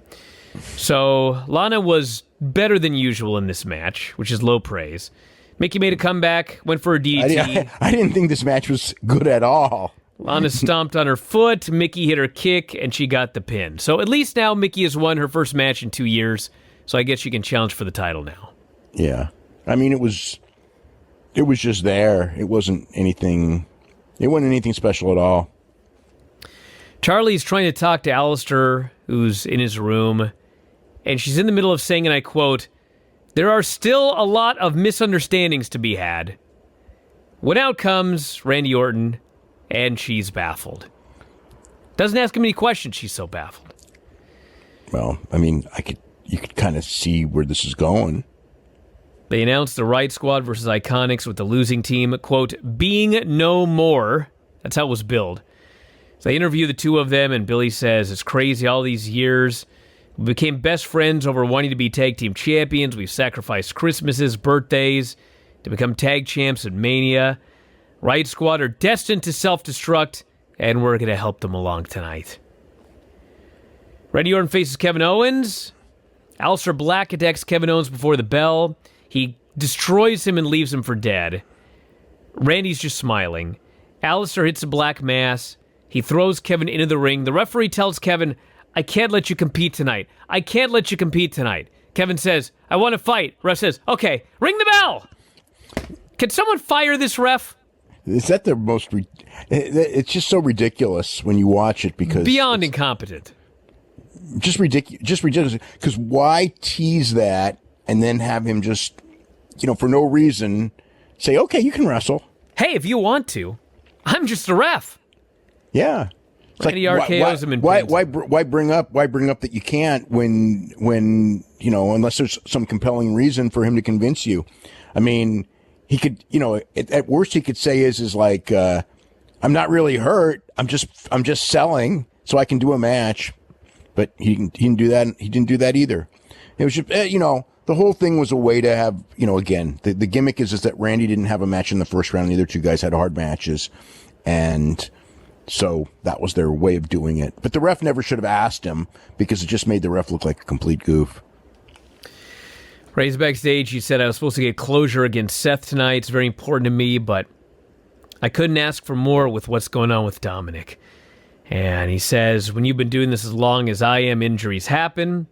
If there's anyone I'd want to take my place tonight. It's my son. And Dominic says, I'm the underdog, but my confidence is at another level after last night. I got a 619 with Monday Night Messiah written all over it. They announced Apollo versus Shelton on Raw Underground tonight. And then MVP and Shelton are in the ring to interview Bobby Lashley. So Lashley does this promo. He says, I did everything I said I was going to do. I beat up Apollo. I put him in the Hurt Lock. They got like 3 names for this move. It's the full Nelson, the full Lashley, and the Hurt Lock. Yeah, they'll probably have another one next week. Then he says, Apollo, you jumped me from behind. I guess I would have done the same thing. And then Shelton vows to beat Apollo like a little punk tonight on Raw Underground. So Cedric comes out. This leads to a 6-man. It is Cedric and the Viking Raiders versus the Hurt Business. So they're doing this match. Cedric is just selling and selling and selling and selling and selling and selling. He finally crawls for the hot tag, but the Hurt Business yanks the Viking Raiders off the apron, so there's no one for him to tag. So MVP rushes in with the big Yakuza kick, but Cedric moves, rolls up MVP, and pins him. No hot tag. Gets the pin. So MVP laughs at getting pinned. He holds back his men from beating Cedric, and he demands that they get out of the ring and not touch the guy. So at this point, I was actually really liking this. I was like, man, we did something different in a match that isn't the same pattern we see every week. And then we had the thing where MVP won't let him touch him. And like, this is good stuff. They go to commercial, they come back, and the Hurt Business is just beating the shit out of Cedric backstage. That made sense. I have no idea. What's going on. That made so much sense to me. I was furious. Can we not leave good enough alone? Well, I mean, the idea is why they did it was that they all beat him up, and then Apollo Crews and Ricochet made the save way, way late. So the idea is that your friends really didn't have your back. So maybe it's the idea that don't beat him up in the ring. Let's beat him up backstage and have the other guys come in late. Because the goal at the end of the whole thing is him turning on those other guys because they keep screwing with him. Dude, I bet you good money Ricochet's turning. Think so? I just have this feeling. It's like, we've got to do a swerve. They've been trying to recruit Cedric forever. Ricochet always pipes up something. I don't know. We'll see. It's possible. It wouldn't make any sense, but nothing they do makes sense. So I look for the most illogical solution to all of these problems. Well, Crews turning, which was actually an idea a couple months ago, would probably be the least logical of all of them right now. And they could do that one too, because they were, like I said, that was definitely in the cards a couple months ago, or under consideration. I don't know if it was ever like official going to be done, but it was absolutely being considered. We have the Riot Squad versus the Iconics. Liv gets hot tag. Iconics work her over for a little while. Ruby gets hot tag. They trade some cradles, and Ruby pins Billy. Clean in the middle of the ring. Riot Squad now get a tag team championship match, and the Iconics pitch this very goofy fit, stomping around, waving their arms, pretending to cry, and we cut away because we have more to talk about. Seth and Murphy come out, and Seth cuts his promo on Murphy about how he failed him the night before. You got pinned in the ring. You kicked me in the head. I need to not fail tonight, so I need you to get out of here. Go away, get out of here, and think about what you've done. I think that there's a deal right now where they're trying to get 19 tag teams to turn on each other. I mean, there certainly is. Absolutely there is. Yeah.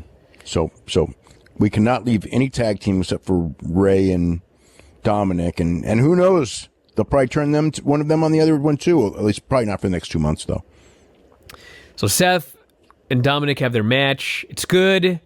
Dominic flies around at the beginning, gets cut off. We got a commercial break. Come back. He makes a brief comeback. 619 goes for the frog splash. Seth moves, curb stomps him, pins him. So Ray's watching in the back with his wife and his daughter, and Seth gives Dominic another curb stomp. Ray just stands there. His wife just shakes her head in disappointment. So are they going to turn his wife on Ray? Dude, I don't know. Yeah. I don't know. All I know is you're getting my son into this horrible business, and he keeps getting his ass kicked every single segment. Nobody did anything. Maybe his wife is going to give Seth a call. Can you take this kid under your wing? Anything's possible. So we have Raw Underground with Titus O'Neil killing this dude. And it was hard to tell because there were 30 camera cuts in 5 seconds, but I think Titus looked better here than in the ring. And then so short, but it was so short, you really couldn't tell. Then he faced Riddick Moss, and Riddick took him down and pounded on him, and Titus tossed him off the stage into the crowd. They got back in the platform. They looked exhausted, and then God, did Titus look tired. Moss booted him and decked him and got the KO win.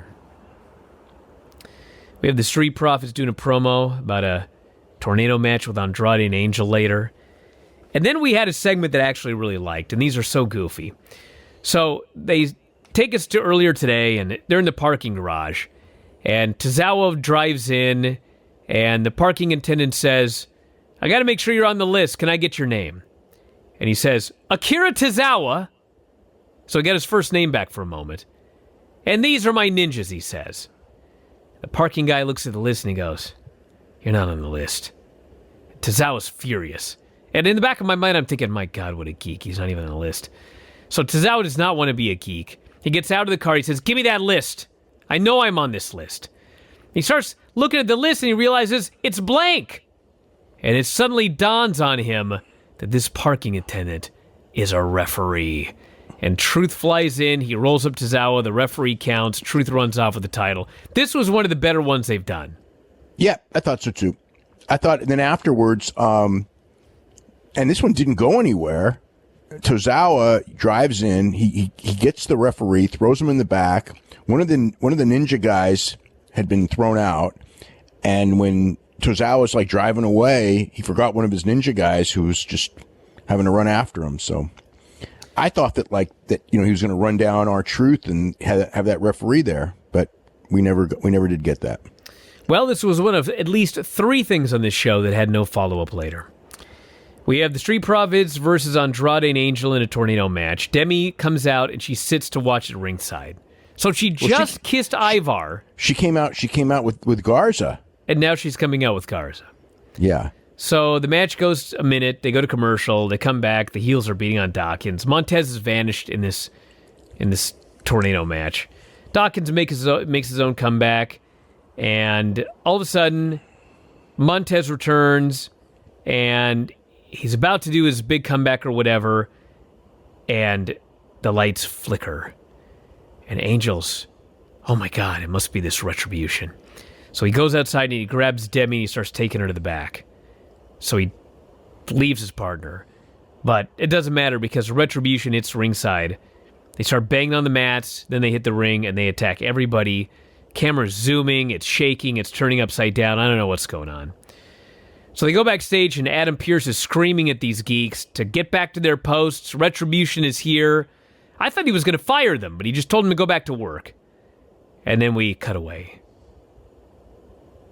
Peyton and Billy are now completely at random at Raw Underground. And they're standing there, and they're really sad. They're sad, but then Shane says, hey, let's cheer up. We got some fights tonight. Peyton starts smiling. She's all cheerful again. So it's Jessamine Duke versus this woman named Avery. Avery Taylor. Jessamine kills her. Some woman gets mad about this. She hits the ring, and Marina, who's wearing like a dress. I don't know what she was wearing. It looked like she was wearing like a what you'd put over a picnic table. She just absolutely kills this woman. Sheet? That's what it looked like. She was wearing a dress. She killed this woman. I never seen anyone fight in a dress. But then again, Cruz came out and Lashley's been. Some of those guys come in there and fight in street clothes, and it's like, why would you like fight in like dress pants? Because Dave, when you're that bad, you can fight in anything. You're going into a fight in your dress pants? Yeah, it's paid off for him every time. So I guess so, but whatever. I don't see anyone in UFC wearing freaking dress pants. Well, maybe some of these losers should try it because the winners I see on this Raw Underground are wearing dress pants and dress shoes. Anyway, Shane says, who's next? And so Peyton grabs Billy and she throws her ass onto the platform and Jessamine and Marina kill her. And then Peyton sort of looks nervous and that's it. that's the last we ever saw of this. Yeah, it certainly looked like the end of Billy Kay for a while. Charlie tells Apollo, Ricochet, and Cedric that, man, you've had an awful 24 hours. She says, Apollo, should you really face Shelton tonight on Raw Underground? Apollo says, I'm more determined than ever. And Ricochet jumps in and says, MVP knows nothing about friendship. All he cares about is money. That's when I knew Ricochet was turning. For the money. We'll see what happens. So we have Shelton versus Apollo in Raw Underground. Shelton takes this dude down. He's pounding on him. Apollo goes for a Kimura. They fall off the platform. A big brawl breaks out. And then the Hurt Business throws Apollo, Cedric, and Ricochet onto the platform. And they just beat the shit out of all three of them. They leave them for dead. 3 bodies. I was like, my God. Wow. So that was the end of that. Hurt Business. They win. We then go to Angel and Demi in the back. So Demi doesn't want to leave. She calls them retroration. Retroration. You abandon your friends. He says they're trained fighters. They'll be fine. I would never forgive myself if something happened to you. So they go to leave, and all of a sudden there's a banging, and retroration comes back into the building. Angel takes one look at him, and he just runs, and he deserts Demi. Yep. So Demi stands deer in the headlights, and then she turns and runs away, and Retribution just slowly saunters after her, and we never see any of this again. That's the end of it on this show. So I guess we'll see what happens in 7 days. They may still be running. And then finally, Randy and Seth and Keith Lee. Keith Lee beats up both guys early. They lay him out on the announce table outside. Randy and Seth do some spots. They do the overdone Keith Lee rising from the sea spot. He destroys both guys. He hits a spirit bomb on Seth, but he stands up. Randy hits him with the RKO. Randy leaps over him to pin Seth Rollins. So yes, they did not pin Keith Lee, but they did RKO him. And then Randy wins. It is Randy versus Drew at the pay-per-view. It was like they did 4 weeks of TV in one night, and now we've got 3 weeks of TV of Randy Orton building up a match with a guy who they're saying may not even make it to the pay-per-view. So that should be an interesting 3 weeks. That was Raw.